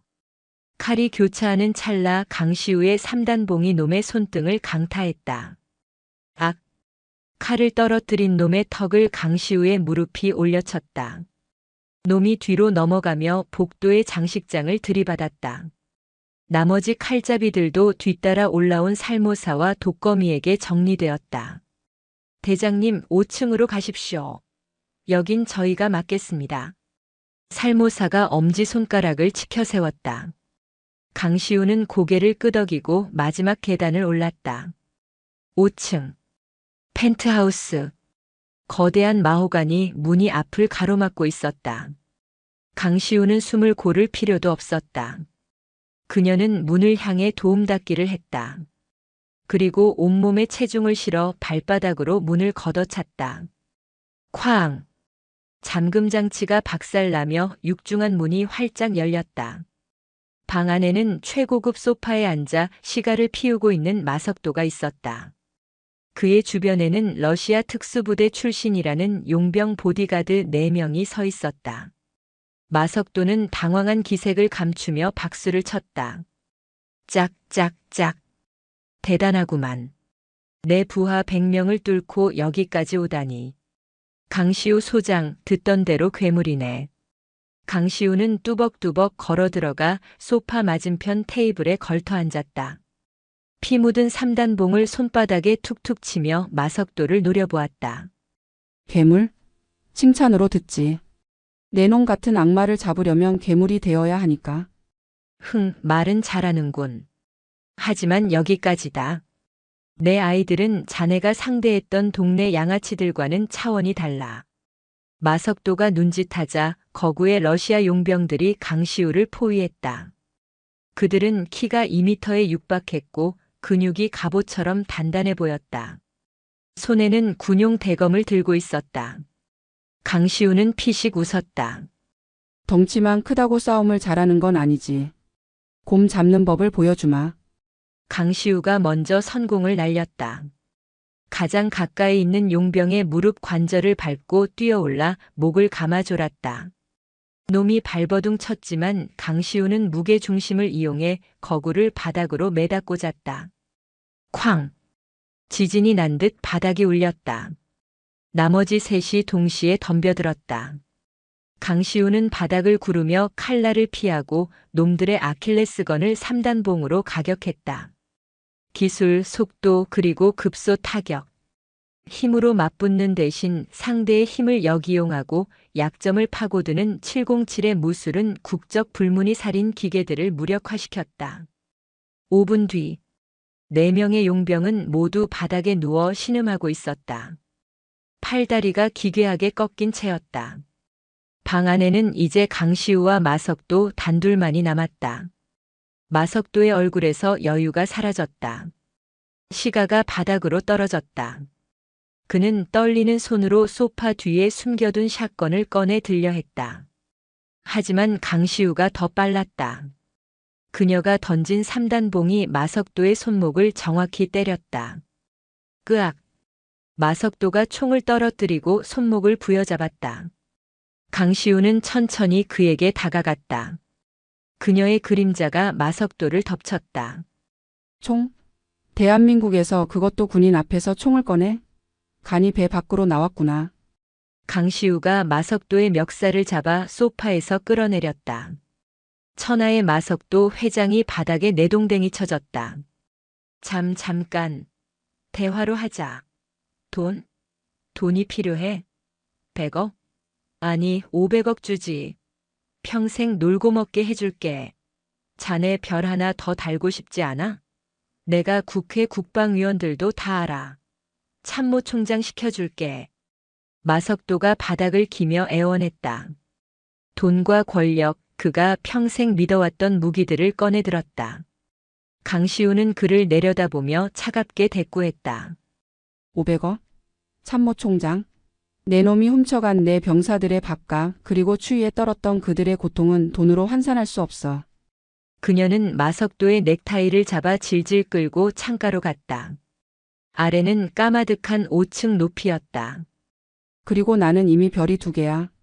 더 이상은 필요 없어. 내가 필요한 건 내 놈이 법의 심판을 받고 다시는 내 부하들을 건드리지 못하게 만드는 것뿐이다. 그때 밖에서 사이렌 소리가 들려왔다. 이번에는 경찰차가 아니었다. 헌병대와 검찰 합동 수사팀이었다. 강시우가 미리 넘겨준 정보를 토대로 대대적인 검거 작전이 시작된 것이다. 들리나? 내 놈의 제국이 무너지는 소리가. 강시우는 마석도를 창틀에 밀어붙였다. 마석도는 공포에 질려 오줌을 지렸다. 자, 잘못했어요. 살려주세요. 강시우는 그의 귓가에 속삭였다. 감옥에 가서 뼈저리게 느껴라. 내가 괴롭혔던 힘없는 사람들이 느꼈을 공포를. 그리고 기도해라. 내가 다시 찾아가지 않기를. 그녀는 마석도를 바닥에 패대기 쳤다. 그는 더 이상 마약왕도 회장님도 아니었다. 그저 겁에 질린 늙은 범죄자일 뿐이었다. 잠시 후 707 대원들이 올라왔다. 그들의 옷도 찢어지고 피가 묻어 있었지만 표정만은 밝았다. 1층부터 4층까지 청소 끝났습니다, 대장님. 아주 깨끗합니다. 불곰이 엄지를 세웠다. 강시우는 대원들을 보며 미소 지었다. 수고했다. 오늘 회식은 내가 쏜다. 메뉴는 삼겹살이다. 에이, 대장님. 500억 제안 받으셨다면서요? 소고기 정도는 사셔야죠.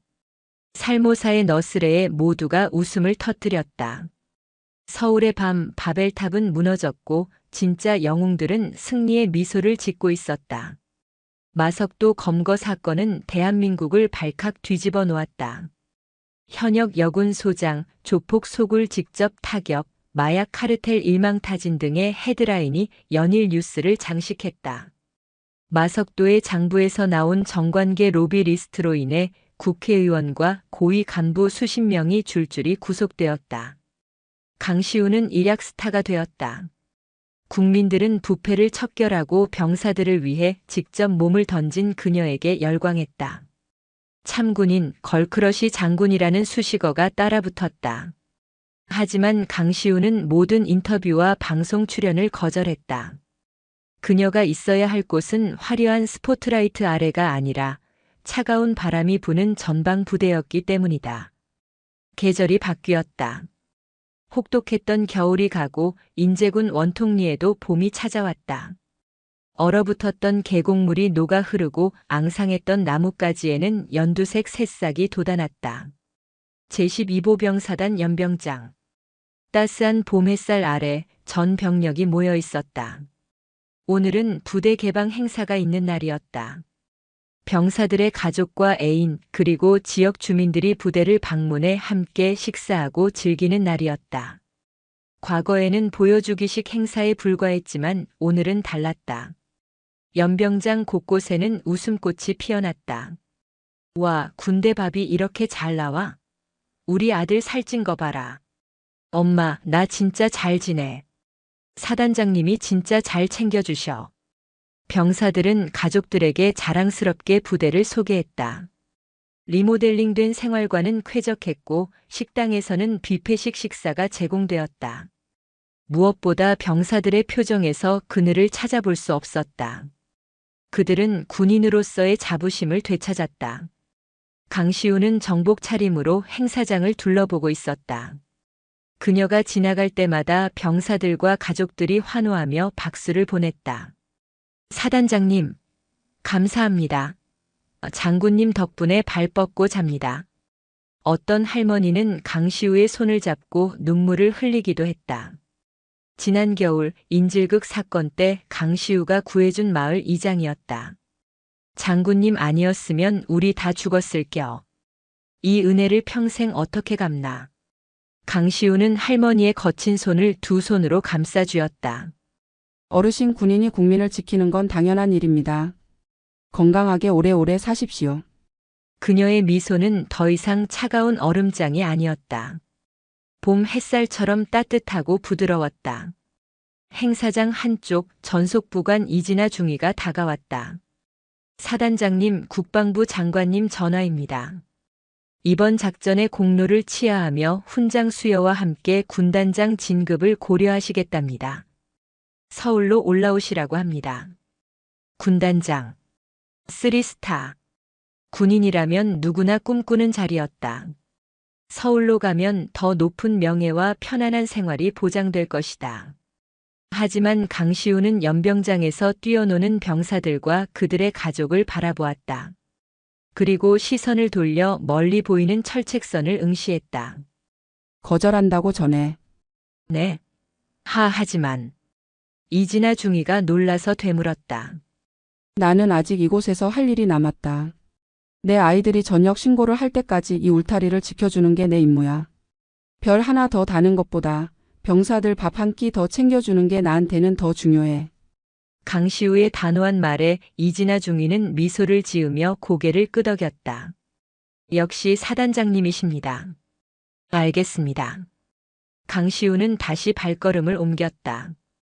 그때 취사장에서 고기 굽는 냄새가 바람을 타고 날아왔다. 과거 썩은 내가 진동했던 그곳은 이제 가장 행복한 냄새가 나는 곳으로 바뀌어 있었다. 한 병사가 쭈뼛거리며 강시우에게 다가왔다. 그녀가 첫 부임날 병영식당에서 만났던 그 앳된 병사였다. 이제는 어엿한 일병이 되어 있었다. 사단장님, 이거. 병사가 내민 것은 투박하게 접은 종이약 한 마리와 초코파이 하나였다. 제가 휴가 나가서 사온 건데 꼭 드리고 싶었습니다. 아니, 우리를 사람 대접해 주셔서 감사합니다. 강시우는 잠시 멍하니 초코파이를 바라보았다. 500억 원의 뇌물도 눈 하나 깜짝하지 않고 거절했던 그녀였다. 하지만 이 작은 초코파이 하나가 가슴을 묵직하게 울렸다. 그녀는 초코파이를 받아들고 종이약을 정복 윗주머니에 소중하게 넣었다. 고맙다. 내 군 생활 통틀어 받은 뇌물 중에 가장 비싸고 값진 거구나. 병사가 활짝 웃으며 경례를 붙였다. 충성. 사단장님 사랑합니다. 그래, 나도 사랑한다. 내 아들들아. 강시우는 병사의 어깨를 두드려 주었다. 어디선가 봄바람이 불어와 그녀의 머리카락을 흩날렸다. 그녀는 하늘을 올려다보았다. 파란 하늘에 하얀 구름이 흘러가고 있었다. 707 시절 그녀는 적을 죽이는 기술만을 배웠다. 하지만 이곳에서 그녀는 사람을 살리는 법을 배웠다. 백골의 처단자는 이제 없다. 이곳에는 오직 5,000명 아들의 어머니이자 대한민국을 지키는 가장 든든한 방패 강시우 소장이 있을 뿐이다. 전 부대 주목. 강시우가 외치자 연병장의 시선이 집중되었다. 오늘 하루는 계급장 떼고 다 같이 즐긴다. 이상. 와! 함성이 메아리치며 인제군의 산하를 뒤덮었다. 별을 단 707 강시우의 전설은 이제 막 진짜 시작되고 있었다.